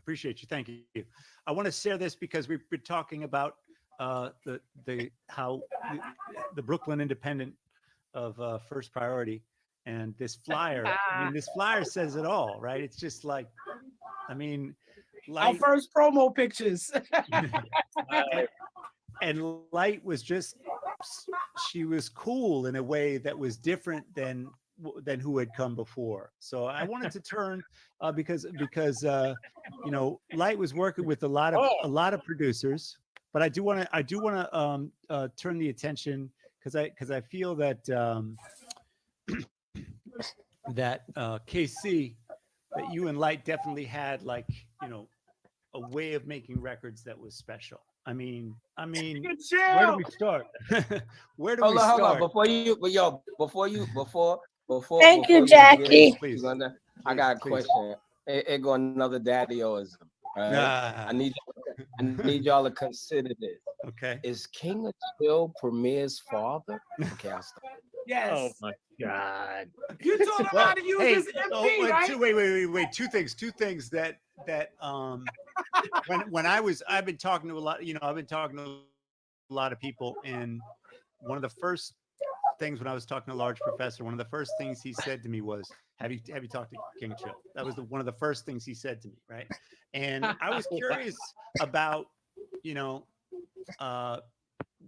what was your day-to-day like, because you were still what, 17, 18 when you're making these records? I mean, what was you were going to school, coming home and making records, and what was your gear situation? I mean, how does that, and how did you get so interested in chopping? And I mean, that's one of the reasons Daddy-O, to follow up on what you said is, it's like those beautiful moments when a record skips, and it skips it skips on time, but that obviously a lot of work went into it.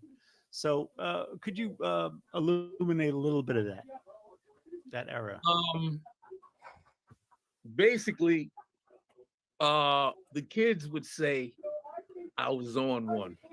And I was on one for I want to say a couple to a few years. But what it was me really learning equipment on down to my first sampler, which was a foot pedal, a guitar foot pedal. I'm gonna skip a little bit. That had an laying of verse. I was like, yo. We got Milk D. We got Gizmo's rhyming. Milk is chilling, right? Then we got MC Light, Firehouse Studio, Brooklyn, 88. Right? 88. Then we got the King of Chill and Yaram and Yazan. Right? Who was the director? It was incredible because that was the first time I got to see a video being made. Like, you would go and have meetings about the treatment and what was going to happen and blah, blah, blah. And then the next day or the day after that, you go and these guys are putting a video together. Tuffy, he's on set directing all the talent to do this, that, and the other. And they're building sets right in front of you, and there's makeup and all of this, and it's like wow, they're really bringing it. Ola was like. Now I'm gonna leave that there. Of course, I'm gonna bring y'all some more because our history. They're trying to take our history away from us, right? And again, we didn't. For him to say, for homeboy to tell me, right? They didn't talk about violence and stuff. I'm like, Ninja, every borough is different. Of course, in Brooklyn, and have y'all listened to Brooklyn songs, right? Brooklyn is more like your rhyme pattern, you know, they always arguing and fighting outside, but your rhyme pattern, it took form from your neighborhood, right? Brooklyn is more gritty, right? Brooklyn is more grittier. Like we more stick and move, duck down, right? It was every project this man mentioned was the worst projects, right? People was getting pow like crazy in the late 70s and the 80s, right? And you also had DJ Flowers, and I'm sorry, DJ Flowers, Grandmaster Flowers, right? So each borough, like Harlem, like if you like Jim Jones was not Jim Jones, but you could say Jim Jones and Cameron, they would like sort of kind of represent more of the Harlem, the way Harlem did it. Like we didn't take nothing from the Bronx. Like everybody did their own thing according to where they lived, right? So Brooklyn and Queens. Y'all heard my man Coochie Rap? One of my favorite parts when he was throwing the man out the window. He said, I threw him out the window. Then he said, bump, take this on your way down. Right? They was even when Shantae came out like she was ready to fight, right? Now you wouldn't have seen that in Funky 4+1, right? But here on the other end in Brooklyn and Queens, we ready to fight, we ready to cut, we ready to do something. So yes, it was violent in it. You just didn't hear it, right? But it doesn't take away each borough played a part. It's just that Brooklyn was more grimier. Like Annie up, cap that fool, hit him, right? Up your effing diamonds. That's still one of the hardest robbing songs that there is, right? You hear a lot of songs about robbery. That's even down to Biggie Smalls. But that Annie Up is not the, but one of the hardest robbing songs ever. Up your fucking diamonds, right? To the point that old Bronx girl named Remy Ma had to come on to Brooklyn. That's how hot that song was. It's a lot of history when it comes down to hip hop creation. But do you notice? Not no one said it was Latino in spirit. They got anything from a Latino. I just want to make sure. I heard two separate sets of people. You did not hear not one thing, not one of them said we was influenced by Latinos. You did not hear not one of them say, oh yeah, and that's how we started the dance. We saw Crazy Lake. Y'all heard not one say that. From the 1960s, we had a man talking about the 1960s. Up until they did this video last year, you did not hear one say the Hispanics influenced anything, because they influence would not have been with us.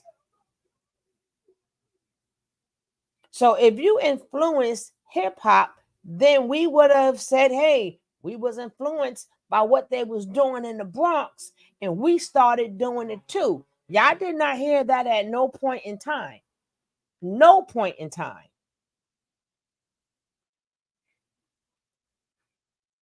You would hear them talking about the turntables. You would hear them talking about the mic. But even the rhyme pattern and everything else, you did not hear none of them say the Latinos had anything to do with that. We don't have to argue back and forth with people. All you gotta do is let the history show itself. Let the history show. Now, again, Bronx wants total credit, even though Brooklyn put your asses on the map, right? Brooklyn put your asses on the map. Besides, now I take that back. Harlem put y'all on the map, right? Harlem put you on the map. Out of all them Bronx songs that was coming out, they did not stick. Curtis Blow made it stick. Even though we did hear what? People, we knew them songs from Brooklyn too. But what made it stick was Curtis Blow. Y'all don't even give that man no prop. I ain't never seen Curtis Blow on nobody's Drink Tramps, right? Again, Kumo D, Treacherous 3 from Harlem, Cass from Harlem, right? So we ain't gonna act like them Harlem guys, right? If I'm not mistaken, Sugar Hill Gang is from where? Let me see. Sugar Hill, and out the back, they did 10 million copies. Out the back. Let me see where Sugar Hill Gang is from. Let me see. Look at that.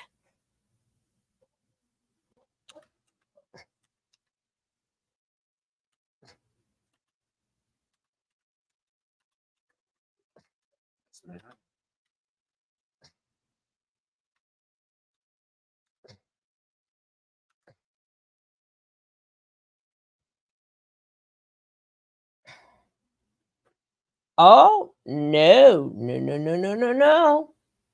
Sugar Hill Gang, some of them were born in Jersey, in Inglewood, Jersey. Hello, let's see where they're from. So Jersey played a part too. Told you, Jersey played a part. 1979.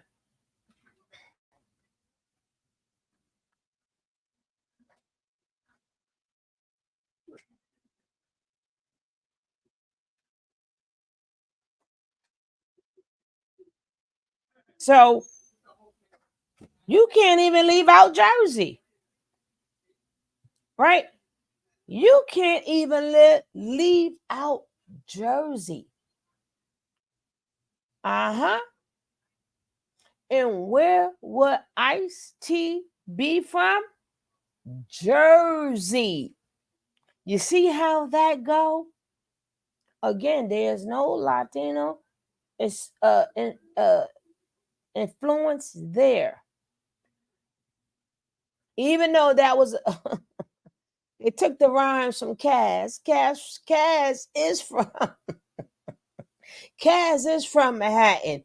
It wasn't their rhymes. They just got them out of Jersey. But their rhymes were still from Manhattan, right? Their rhymes came from Manhattan, right? Exactly. From Jersey. Jersey. But the rhymes came out of they didn't even know how they didn't even know how to rhyme, right? They didn't know how to rhyme. They took Cass paper. They was chilling with Cass, but again, that will bring you back to Ice-T, right? Can't forget Ice-T, right? That's 1979, right? 1979. Let me see something now. Hold up.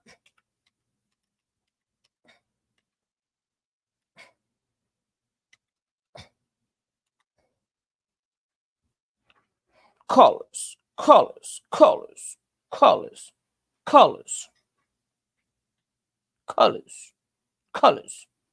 Now, Ice-T was born in Newark, right? So you can't leave Jersey out of this.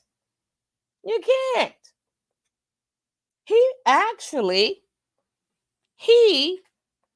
Even though the Sugar Hill Gang by default, right?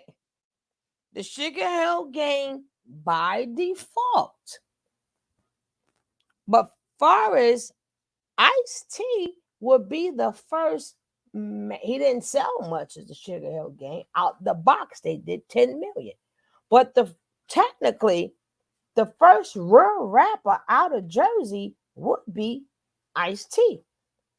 He was born in Newark, New Jersey, right? So he would come before. He would come before the Red Man. He would come before Tretch. He would come before Queen Latifah, right? Ice-T would come before all of them. No. Mm-mm. So his time, I keep telling you, the same way the South came to us, we went to the West, right? And technically, y'all would like to say Tupac was from the West. No, he didn't, until he signed the record label, right? He wasn't even, no, he did live there.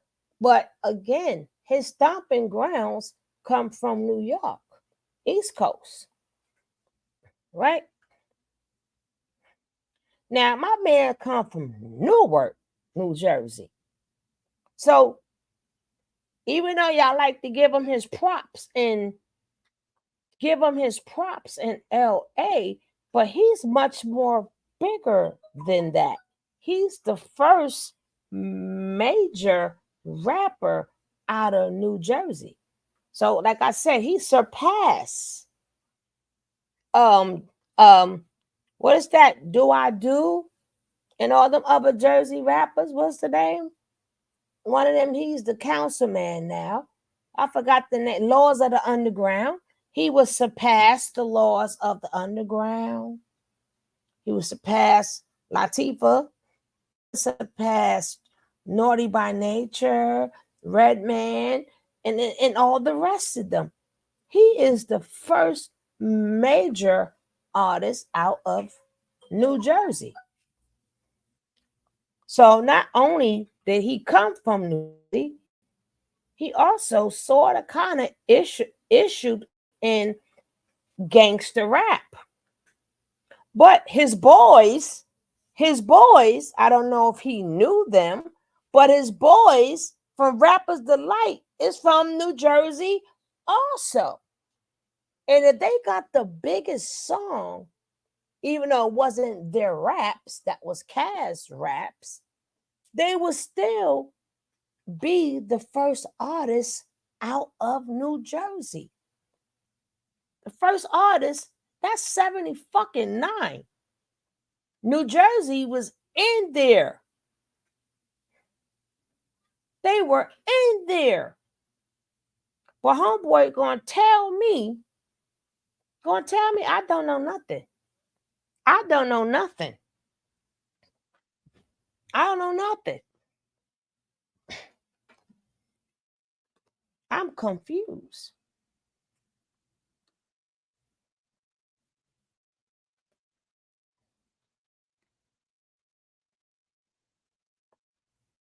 That go to show you. That's why I never being that I love hip hop that much. I don't exclude none of our people, but I ain't gonna add in people neither, right? I don't exclude the experience. Cause we all sampled records, god damn it.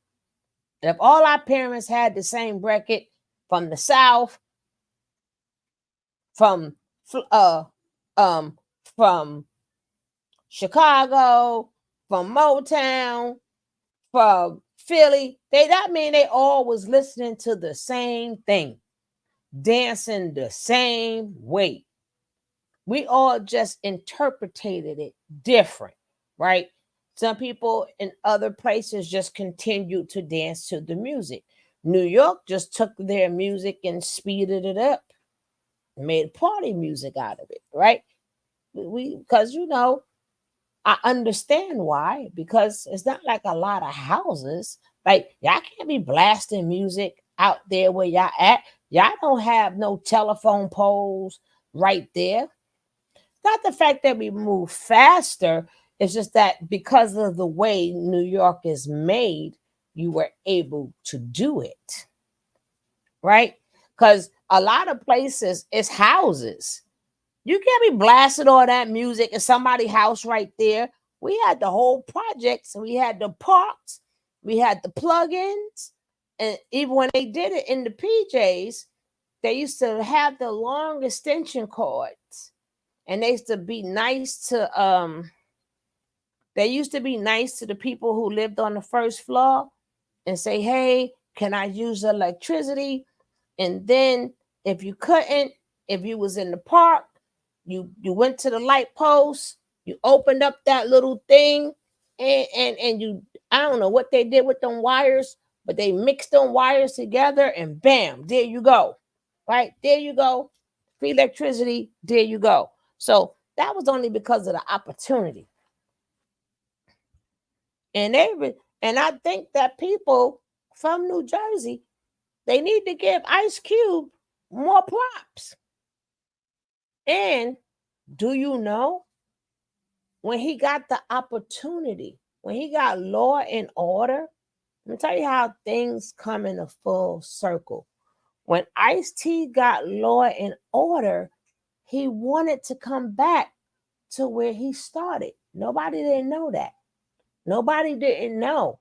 He lives in New Jersey now. He went right back to New Jersey. He went right back. From where he started, Ice-T is, when he got on Law and Order, he went, remember, Lord, New Jersey is like across the water. Across the water. So he right back in New Jersey. Isn't that something? How things come in a full circle. He done did all that LA shit to come right back home. He came right back home to New Jersey. Right back home. Go check where he live at right now in New Jersey. That's why he took the job for Law and Order. That's why he didn't have a problem doing New Jack City. Because he's already familiar with the East Coast. Duh. Not to y'all. Not to y'all. He already was familiar. He had no problem walking them New York streets. When he did Law and Order, he had no problems doing it in New York because he was born across the water in New Jersey. That's why Tupac wanted to do a Death Row West and a Death Row East, because he was trying to get back home to the East Coast also. He was trying to bring himself back to the East.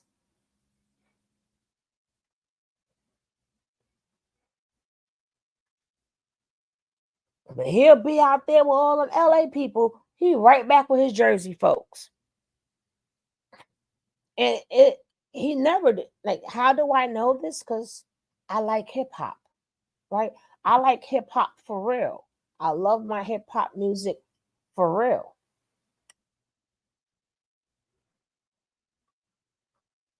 Thank you, Pinky. So I always knew he was from Jersey. I remember when he told the story. Mm-hmm. I remember when he told the story.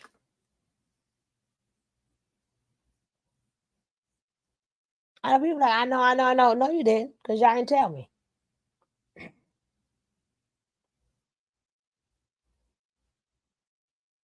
Mm-hmm.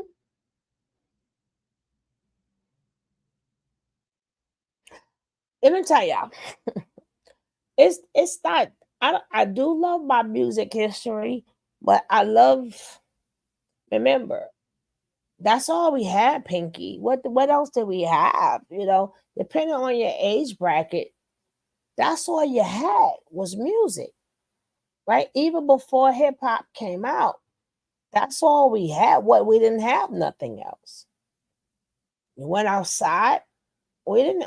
Come on, unless you know you was out of your area or something. That's all we had was them big old speakers, and somebody had the turntable, and that was our way of living.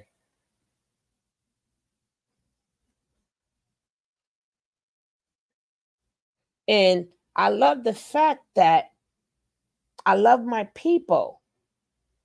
I love my people, right? And it makes you. That's why I've never could understand East Coast, West Coast. I'm like, what? Most of y'all East Coast is from the West Coast. Most of y'all West Coast is from the East Coast. How the hell? Like, I couldn't believe they started that fake ass beef. They started. I mean, that's like they got right about now. They got Kendrick Lamar representing LA, knowing that man is from Chicago. He from Chicago, right? But they got him representing Compton. Why we just can't? This is our music, people. All of us played a part. All of us played a part. And all of us did it in a way that went with where we lived, right? You know, when it got to the East Coast, they had to do it the way they lived, right? The Southerners had to do it to the way they lived, right? Everybody did it according to the way they lived, but we can't not let. I thought so. He do have that Chi-Town swag. Yeah, he from Chi-Town, baby. Mhm. And then they thought moving to Compton would be safer, right? Just like he left New Jersey thinking LA was gonna be better, right? Surprise, surprise, surprise, right? Surprise. But we cannot let them take out our music from us. This is all of our music. Doesn't matter if we kicked in the door. We still took bits and pieces from each other, and we represented our streets, and we put our streets on the record. Yeah, them damn record executives. That's like when you look at Snoop Dogg. Snoop Dogg is so freaking hip hop. That's what made me Snoop Dogg one of my favorite artists. Not because of just his music. Snoop Dogg loved hip hop so much he can vibe to anything. That's what you call hip hop, right? Like Tyreek from the Roots. He is hip hop. He can vibe to anything because that's what hip hop is. I can vibe to anything because that's what hip hop is. When you start saying, nah, just this, and you're not hip hop, you're not hip hop. If you only for the dirty South, you ain't for hip hop. Everybody bring their flavors. We got a gumbo. How about we just got a gumbo and we all enjoy the gumbo? But Snoop, every time you see Snoop Dogg, I don't care what's playing. Snoop Dogg is in it because he's hip hop. That's hip hop. I like it when he had Martha Stewart dancing. I like when they was puffing that Zaza. I like when they be passing the Zaza. Him and Martha be high as hell, right? Him and Martha, they be dancing and puff, puff, pass. Puff, puff, pass. Right? That's what him and Martha be doing, right? Oh, But you know, yeah, she's an OG, all right. But guys, I hopefully y'all enjoyed it. You know, but like I said, I brought you guys some reality, trying to make it sound. Now, all me and these guys saying the same thing, and I have said what I said years ago. I've done other videos on hip hop too, right? That will not be my first video. I've done plenty, and I've always said the same exact thing. My story doesn't change, but maybe y'all needed to hear it from other people. So I said, let me let other boroughs speak, right? And I want to find some more, right? But again, now we got to add in New Jersey. New Jersey better stand up. Stop leaving it all on Redman to stand up, and Tretz and Latifah. We had people, as we see, Sugar Hill Gang, as we see, we had people before them, right? New York, New Jersey, let's go, let's go.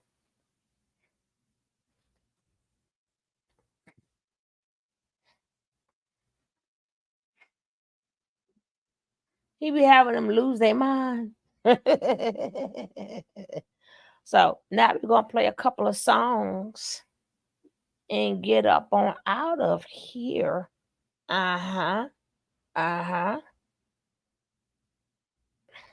There's no one like me. Look in the mirror. I'm all I see. Can't be nobody else. Just gotta be me. I don't pretend. I can't pretend. What you get is what you see. I love all me. That's all I can be. Just me. No imitations, no faking, just my own creation. Originality in all my steps, no need for complication. I shine bright, no need for any embellishment. I love all of me, that's my only sentiment. I'm just me, can't be nobody else but me. The world can try to change me, but I'll always be free. I love all of me, my uniqueness is the key.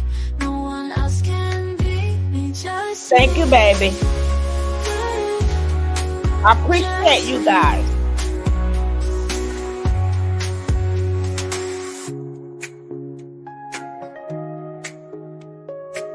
Night, night, family. No imitations, no faking, just my own creation. Originality in all my steps, no need for complication. I shine bright, no need for any embellishment. I love all of me, that's my only sentiment. I'm just me, can't be nobody else but me. The world can try to change me, but I'll always be free. I love all of me, my uniqueness is the key. No one else can beat me, just me. There's no one like me. Look. In real, no time to conceal on the dawn. Lashawn, let me make it clear. Lord, use my code is deep with the